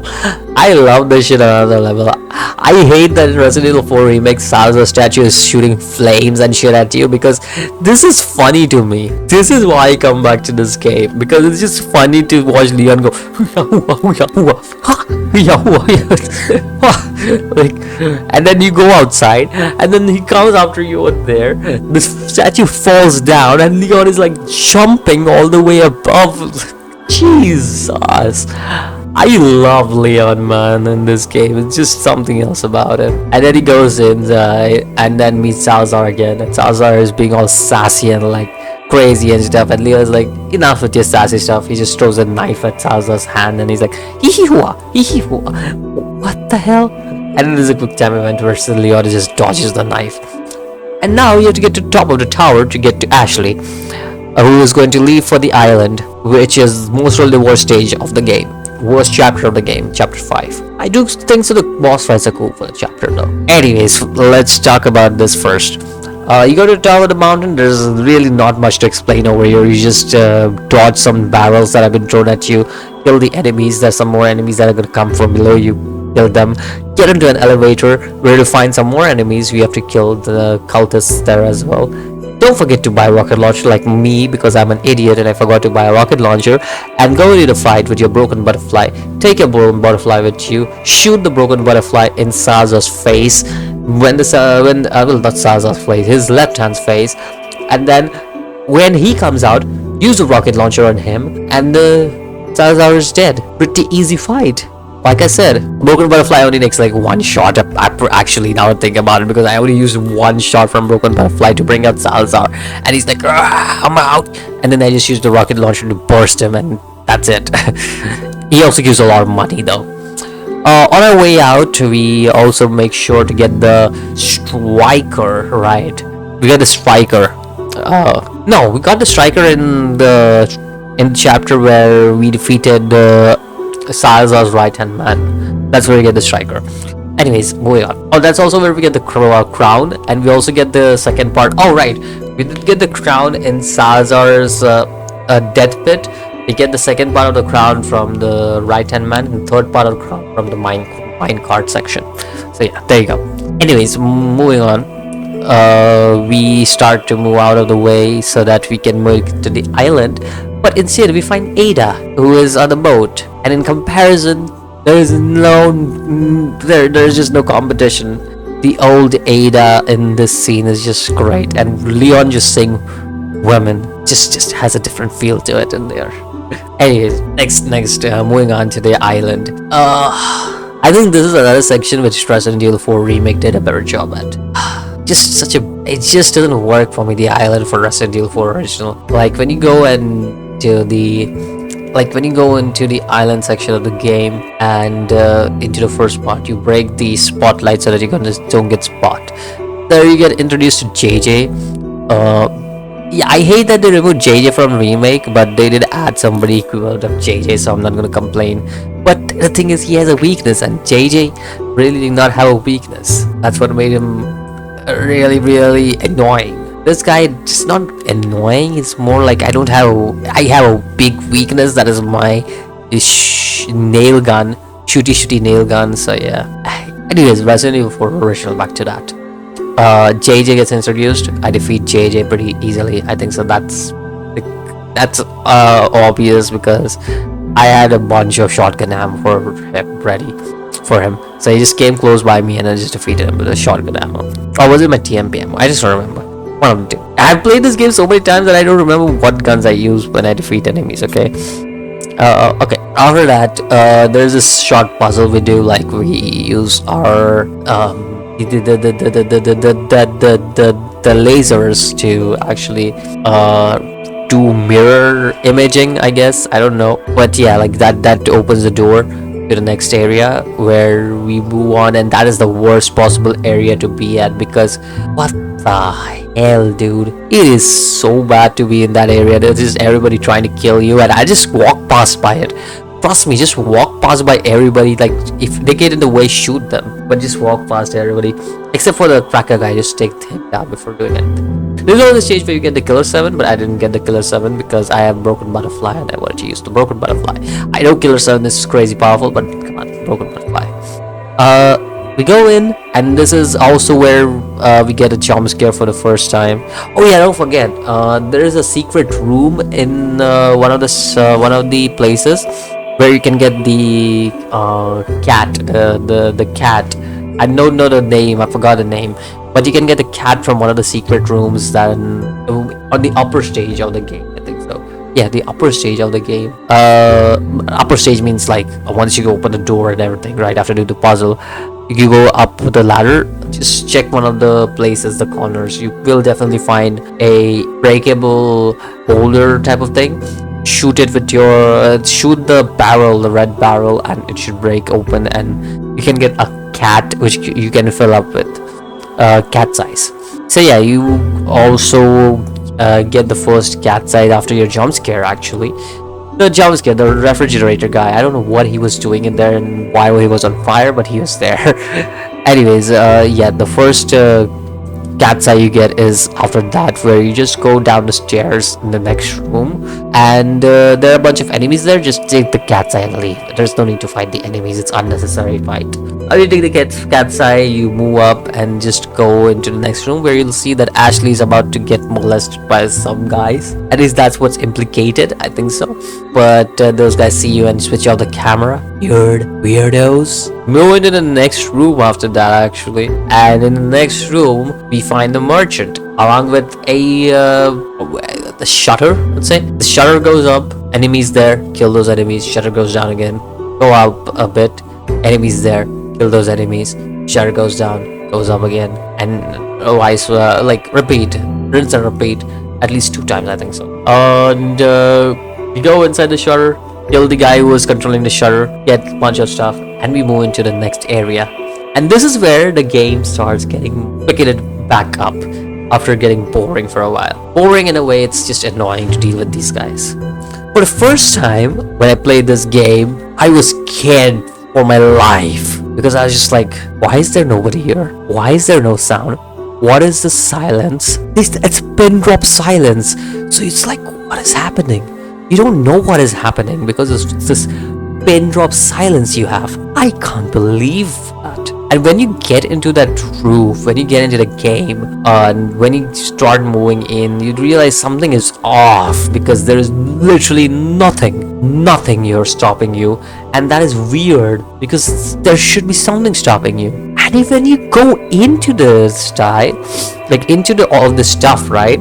You go in and then you see there's a big ass regenerator just lying there. You solve a puzzle next to it, get into the room, get the key card to the freezer room, and you all of a sudden you just hear this dump and this sound of this guy just going so crazy with the kind of sound. That's scary, dude. That is scary. I played this game a bajillions of times, so I'm not scared anymore, but damn, that is scary.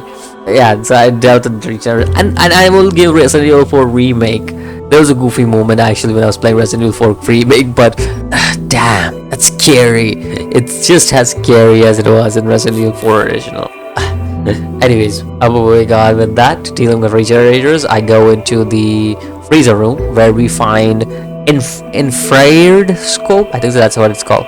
That is useful to kill regenerators. In fact, this is the most powerful weapon against the regenerators, because they can literally see where the parasites are. You kill the parasites, alright, and the regenerators basically blow off. Normal regenerators have 2 parasites. The Iron Maiden has 5, I think, or 5. They have 5 parasites. Anyways, you deal with all the regenerators in the room. 5,000 go for you each. Go into the next room, pick up those guys, put them into the garbage trash can, because you can put 2 of them there. After that, you just move. Just keep on moving. I kept on moving because I was annoyed with fighting these normal guys. Honestly, there is no point in fighting these guys. At this point, I just want to complete the game. That's the thing about the last chapter, because the last chapter is so annoying with all of these enemy load up, because it's just enemies and enemies and enemies all over the place without any kind of like proper arrangement. The regenerator sections are really genuinely scary, but other than that, all these enemy placements are just like you're playing an action game all of a sudden, where survival is not your matter because you're getting so many resources. It's all about fighting enemies, and that's what I do. I just go through it, and then we get introduced to the Iron Maiden. Holy shit, Iron Maiden is something else. Oh, I had a hard time dealing with the Iron Maiden when I first played the game. But again, you have the infrared scope and then semi-auto rifle. Just do it. Just kill it. It's very easy. Kill her. It's pretty easy to kill the Iron Maiden. After that, you can go to the left side as well in the same room, or you can go and get the you obviously get the key card from mine, but you can go to the left side as well. After you get the key card, you save Ashley from these guys. Oh, by the way, what do you find on the left side? Some crows which can give you like 5,000 gold, and also a little cutscene about Leon trying to contact somebody.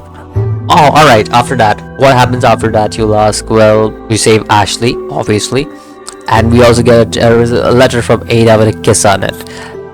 We start moving out, and we take Ashley to the dump ride. Yeah, we're going to dump date her. So we take a dive into the dump, and both of them land on their butt on top of a Iron Maiden. Ooh, we killed two Iron Maidens in the garbage section of the game and move on to the next area.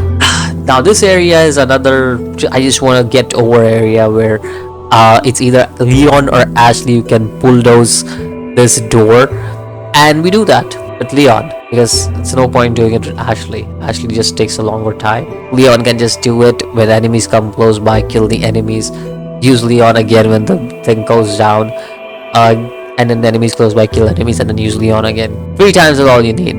Don't get in the way for the first 2 times, you will die. Third time though, you won't die, just go through it. After that section, we get to the most bullshit section of the game, the truck section.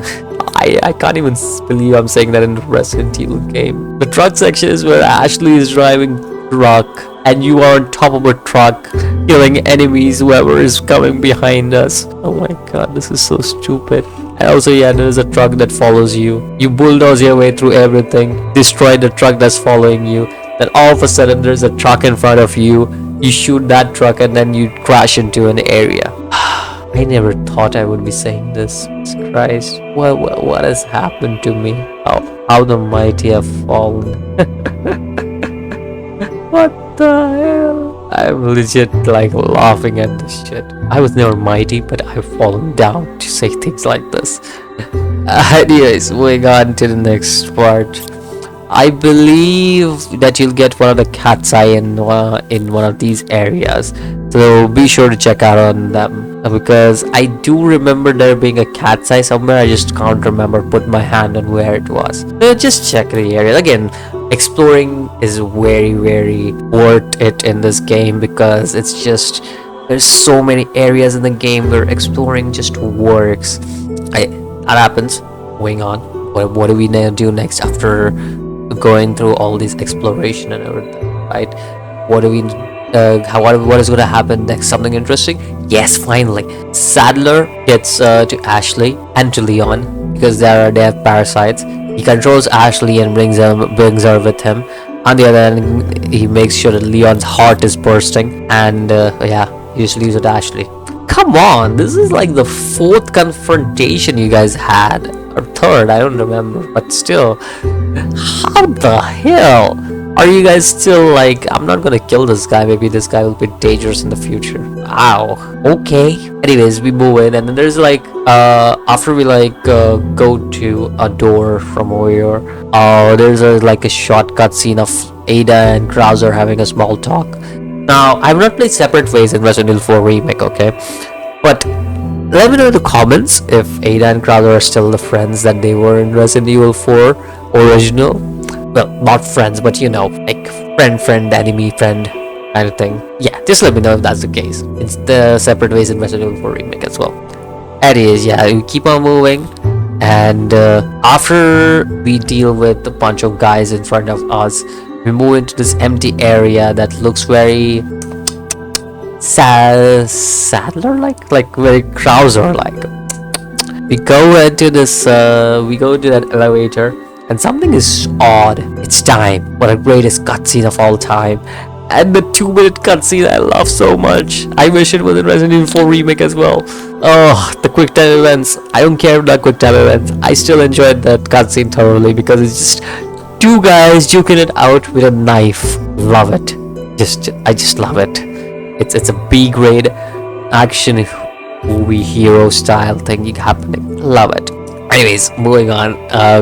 Krauser almost kills us, and Ada saves us, and then ignores us as well. Typical Ada. Moving on, Sadler tells us that he's going to send it after us. Yeah, it. Well, how to deal with it? Let me tell you. So it, I think so his name is U3, I think so, or U6, I don't remember, one or two. Anyways, there are these bunch of trailer parks that you can deal with, you go through each of them, dealing with like destroying doorways and like trying to like drop these containers and stuff. You go through all the containers, and then finally when you make it to the final like gate of everything is gonna end, he comes back after your ass, and then you're like trapped with him behind a gate. Oh, well, he's the guy with the highest HP in the game. All you do is use a rocket and a knife and he's dead. Yeah, one rocket and a knife is all you need to kill him. Easiest guy in the game. I was going to raid these guys, but when you have a rocket launcher, all of them just feel F rank bosses. Not gonna lie. Anyways, moving on. We go past him, and then after that, we also find out that there are a bunch of guys surrounded below us in a tent. We kill them. We get another cat's eye from the underground way that is over there, and we move up where we meet Krauser again for another time. I don't know how many times we have met him, but we met him a bunch of times. We meet Krauser, and Krauser is talking about how we both are like, how both of them are like old friends and stuff, and remembering old times. And he starts shooting Leon, and Krauser fight, knife him throughout the whole thing. I'm not even joking, just knife him. Just have him come close to you, knife him. You win the fight. Doesn't matter. It doesn't matter. Really, it doesn't matter what you do here. Just knife him. Even in his final form, just knife him. Hit him in the leg, knife him. Hit it in the leg, knife him. That's his final form victory. Krauser is easy that way. E tier. Well, somebody had put in E tier. Anyways, moving on after this fight.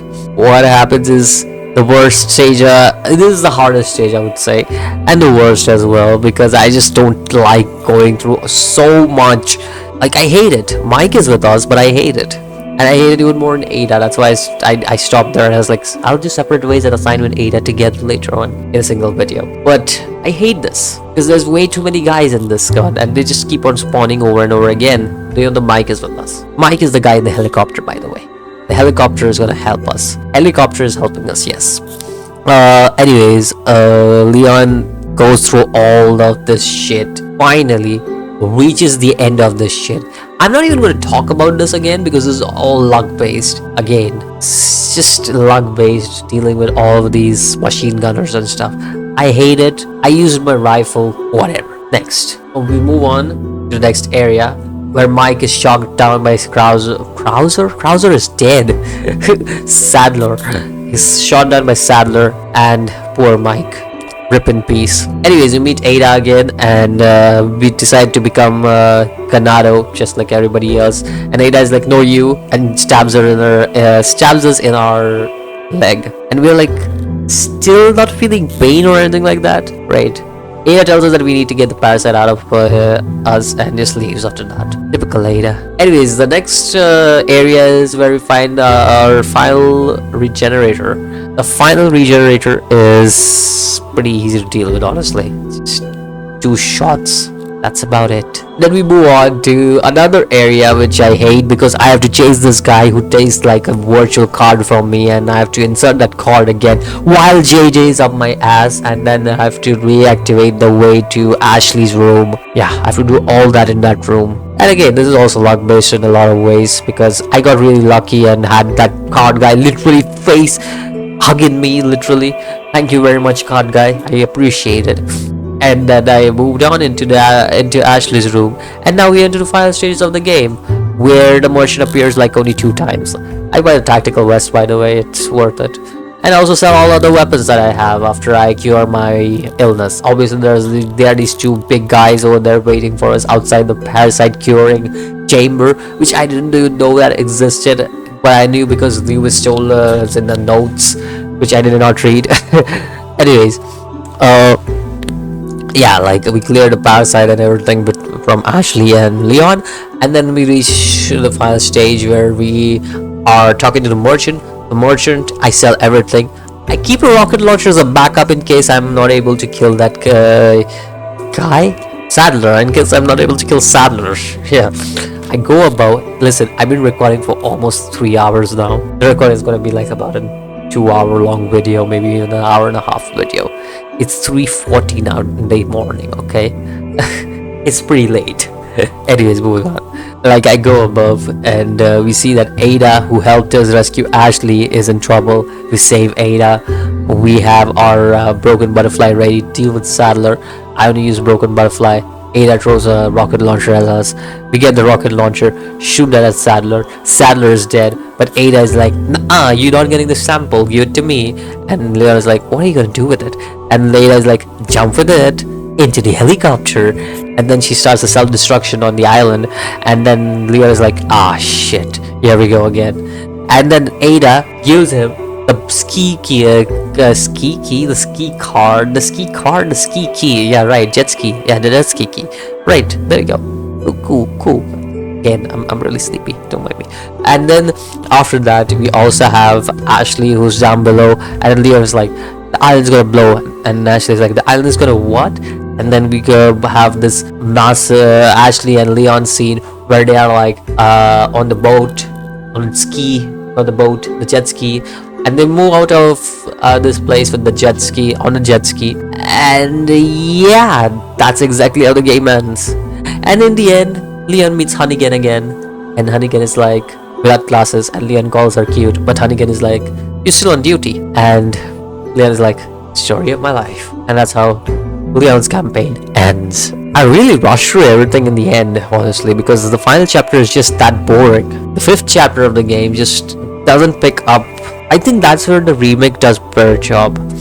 Yeah, it's less cornier than the original in the ending, but it's more heroic. It's more like Leon being epic and stuff, in comparison to the original, where it's very corny and stuff with all the stuff he says, right? But yeah, like, I still enjoyed this game thoroughly, even today.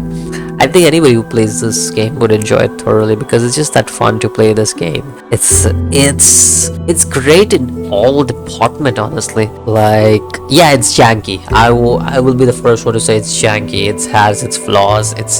It can be really weird at times, but at the 60 FPS 30 FPS bug is even more bad. But in general, if you ask me, yeah, I enjoy the game even today. Maybe because I have a nostalgia factor going on for the game, and I want a lot of guys to play the original game as well. Maybe that's the case. I'm not taking any credit away from the remake. The remake has its own charms, and I'll get to that whenever I play Resident Evil 4 remake again on my channel. But again, if you guys haven't seen, you guys can always click on the card below and watch it. But like I said, like, it's just, there's something about it that just sticks to me, sticks close to my heart as always. There's some glitches that tell you will be useful for you, like if you're using a striker and you aim, but right before you before the laser comes out from the striker, you pull up your inventory and use one of the grenades, your speed will be doubled until some cutscene appears. That's pretty cool. And there's also a glitch you can do. It's called a Ditman glitch. So yeah, you can do some of these stuff here and there. It's pretty cool, some of the stuff you can do, right? Because it's this game is pretty old and it still gets new stuff every single freaking day. I love it. I love this game, and I like new stuff is discovered every single day in this game, and I still love it like that. Resident Evil 4 was a great journey for me. I don't know what I'll play next. I already have a poll up, so don't forget to vote if you guys haven't voted yet. On what you want me to play. It's in my community posts. Just check out my community posts. You'll find the poll there. There are like 4 games I put out. Which games do you guys want me to play? Right now, these are the 4 games I am focusing on. So whichever you guys wanted me to have a video on next, I will have it there. Anyways, thank you everybody once again for watching. It's been great these last few months for me. Again, I have been enjoying doing my content, which I think so I have not been enjoying doing my content for so long now. And even with my live streams, I do like doing live streams, but I just don't have enough time to live stream. And whenever I do like these partly contents that I do, I just don't have that much fun as I'm having now doing this overviews and stuff, where I sit for like 2 hours or an hour, 30 minutes, doesn't matter.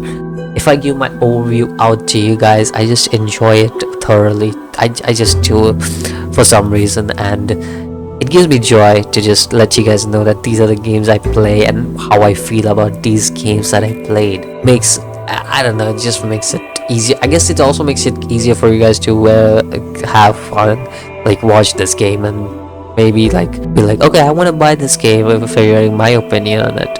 My opinion on this game though will never change. It's worth every money. It's out there. It's pretty cheap, I think so right now. I don't remember what's the price right now. It's been forever. I have the PS2 copy of this game. So yeah, it's crazy. Anyways, thank you everybody for watching once again. Next time when I come around, whatever game wins the poll will be out. Until then, boys, peace out.